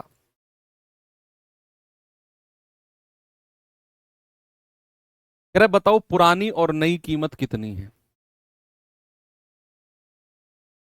तो आपको क्या करना है, 25% का फ्रैक्शन 1/4 होता है। तो कीमत यानी कि प्राइस में कमी हुई है, 25% की कमी हुई है ना बच्चा। तो 4 से घट के कितना हो गया, 3। तो उसका कंजप्शन, खपत क्या हो गया, उल्टा कर दो, 3/4। यानी कि पहले अगर वो 3 यूनिट खपत कर रहा था तो अब करेगा 4 यूनिट। उसकी कंजप्शन 3 से 4 हो गई, तो खपत कितनी बढ़ी है, 1 यूनिट। और सवाल के अकॉर्डिंग तो 4 किलो ज्यादा खरीद रहा है। अगर मैं उसकी मूल की खपत पूछूंगा कि घर से वो कितना सोच के चला था, कितने किलो चावल लेके आऊंगा, तो 1 यूनिट 4, 3 यूनिट आ जाएगा, 3 × 4। घर से सोच के चला था भाई साहब 12 किलो चावल लेके आऊंगा, कितने रुपए में, 1200 रुपए में। तो 12 किलो चावल अगर 1200 रुपए में सोच के चला, तो 1 किलो चावल कितने में, बोलो। अगर मैं कहूं ये 5 पेन 100 रुपए के आते हैं, तो एक पेन कितने का आएगा, 100/5। अगर वो 12 किलो चावल 1200 रुपए के सोच के चला था, तो 1 किलो चावल का मूल्य मैं आपसे कह रहा हूं, मूल कीमत कितनी है 1 किलो चावल की। तो आप कहोगे 1200/12 कर दो सर, 100 रुपए पर केजी, ये उसकी मूल कीमत है। अगर मैं कहूंगा नया क्या मिला उसे, कि भैया 1 यूनिट 4, तो 4 यूनिट 16 किलो। अब वो 16 किलो खरीद रहा है, रुपए तो 1200 ही है। तो नई कीमत क्या हो जाएगी, 16 किलो अगर 1200 रुपए के खरीद रहा है, तो 1 किलो कितने के खरीदेगा, 1600/12, ओ सॉरी 1200/16। तो 16 × 7 = 112, 16 × 5 = 80, 75 रुपए पर केजी। आपसे उसने क्या बोला है कि पुरानी और नई कीमत बताओ। पहले पुरानी कीमत है, पुरानी कीमत 100 है, नई कीमत 75, 100 75। ये ऑप्शन ए मत लगा देना, ऑप्शन ए में तो पहले 75 रखा है फिर 100, ये गलत कर दोगे आप अगर ऐसे करोगे तो। पहले पुरानी कीमत पूछी है उसने, तो पहले 100 बताना है, फिर नई कीमत पूछी है, फिर 75। तो आपका जवाब 175 होगा। एक और सवाल दूं, करोगे खुद से? बताओ जल्दी से जवाब।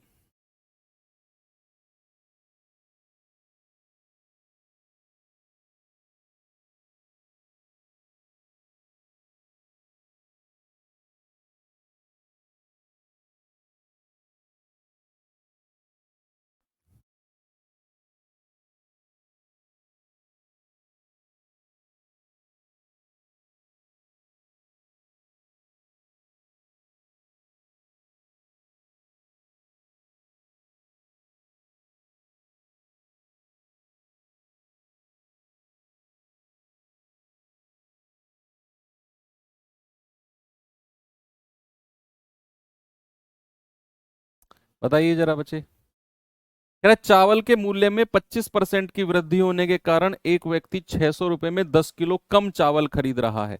बताइए पुराना और नया मूल्य, पुराना और नया मूल्य क्या होगा?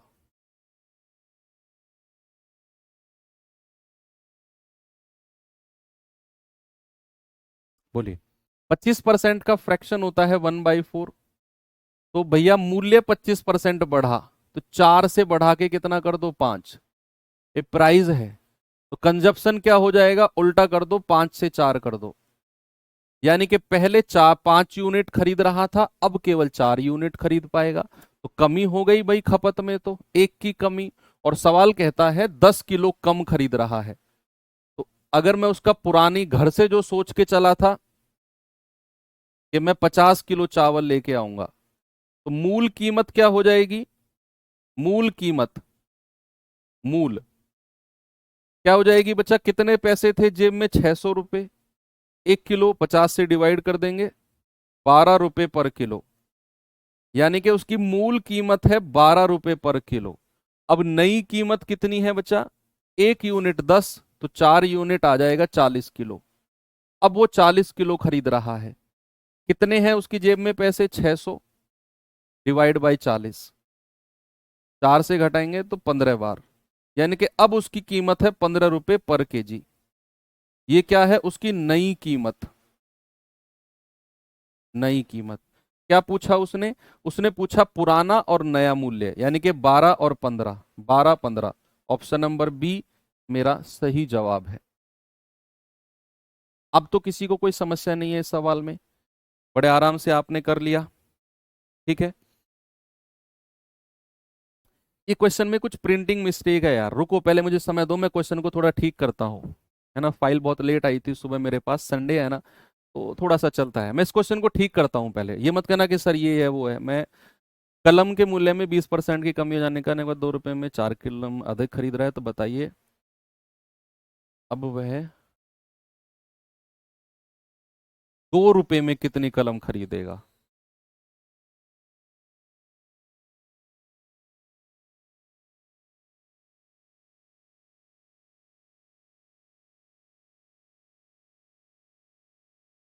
ठीक है क्या? The price of a pen is reduced by purchasing 4 more pen in 2 rupees,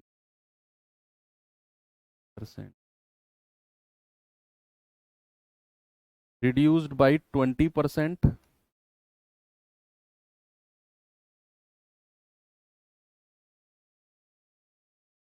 so that so that he can so that he can purchase 4 more pen in 2 rupees. Now a person will purchase in 2 rupees. Now how many pen? How many pen a person will purchase in 2 rupees? अब ठीक है, थोड़ा इसका ना मलहम पट्टी कर दिया। डेंटिंग पेंटिंग कर दी सवाल की, अब ठीक हो गया। The price of a pen is reduce by 20% so that he can purchase 4 more pen in 2 rupees. Now how many pen a person will purchase in 2 rupees? बताओ भाई, उसका 20% की कमी हुई है मूल्य में। 20% का फ्रैक्शन 1/5 है, तो प्राइस कितना हो जाएगा? 5 से घट के 4। तो कंजप्शन क्या हो गया? 4 से बढ़ के 5, उल्टा कर दो। तो कंजप्शन यानी कि खपत कितनी बढ़ी है? 1 यूनिट। और सवाल कह रहा है कि 4 कलम अधिक खरीद रहा है। 4 कलम अधिक खरीद रहा है, तो 1 यूनिट का मतलब 4 कलम। 1 यूनिट का मतलब कितना है? 4 कलम। तो सवाल कह रहा है कि अब कितना खरीदेगा, यानी कि आपसे मूल नहीं पूछ रहा, वो नया पूछ रहा है कि अब कितना खरीदेगा। अब तो भैया अब कितना खरीदेगा? आप कहेंगे सर 5 को 4 से गुणा कर दो। तो अब कितनी कलम खरीदेगा? 20 कलम। कितने रुपए में कह रहा है? वो कह रहा है 2 रुपए में। चलो इसको थोड़ा और डेंटिंग पेंटिंग कर लेते हैं, 1 रुपए की ही बात करते हैं फिर। ठीक है, तो कह रहा है कि बताओ अब 1 रुपए में कितनी कलम खरीदेगा। तो आपको पता है कि नई खपत उसकी 20 कलम है, और कितने रुपए में? 2 रुपए में ही। तो नई खपत उसकी 2 रुपए में कितनी कलम है? 2 रुपए में 20 कलम है, 20 कलम। लेकिन सवाल क्या कह रहा है? सवाल कह रहा है 1 रुपए में कितनी खरीदेगा। अब 1 रुपए में कितनी खरीदेगा? तो आपका जवाब आएगा अब 1 रुपए में खरीदेगा सर, 2 से डिवाइड कर दो, 10 कलम। अब 1 रुपए में कितनी खरीदेगा? 10 कलम। वही आपसे उसने पूछा है भाई। वो आपसे क्या कह रहा है कि 2 रुपए में 4 कलम ज्यादा खरीदता है, तो डिफरेंस खपत का कितना आ गया? 1 यूनिट की वैल्यू 4। तो कह रहा है कि अब 1 रुपए में, यानी कि वो नया पूछ रहा है, तो 1 यूनिट 4 तो 5 यूनिट 20। अब वो टोटल 20 कलम खरीद रहा है, कितने रुपए में? 2 रुपए ही जेब में थे उसके में। तो 2 रुपए में 20 कलम खरीद रहा है, कह रहा है 1 रुपए में कितना खरीदेगा? तो 1 रुपए में 10 कलम खरीदेगा। ऑप्शन नंबर बी हमारा सही है। ठीक है, थोड़ी सी डेंटिंग पेंटिंग की सवाल की, और ये सवाल हमने चालू कंडीशन में कर दिया। ओके, चलो ठीक है, फिर एंड करते हैं, है ना? फिर ज्यादा हो जाएगा, काफी है इतना। बाकी हम कल करेंगे। ये टाइप भी अच्छा है, ये वाला टाइप भी अच्छा है, आसान सा है। ये जनसंख्या वाला आ गया, फिर परीक्षा वाला आ गया, फिर ठीक है, फिर हम कल परीक्षा तक कंप्लीट करेंगे। ठीक है, परीक्षा तक कल कंप्लीट हो जाएगा, उससे अगली क्लास में यानी कि ट्यूसडे को आपका फिर मैं इलेक्शन और बाकी ट्यूसडे को कंप्लीट हो जाएगा। ओके, तो मिलते हैं कल के सेशन में। कल मैं आपको AWO TPO जो HCM जहां भी एडवांस मैथ के वो 4 टॉपिक एक्स्ट्रा होने हैं, उनका एग्जैक्ट टाइम भी कल मैं आपको बता दूंगा। ठीक है बच्चे, तो ट्यूसडे से हम कंटिन्यू करेंगे। तो थैंक यू, बाय बाय, जय हिंद।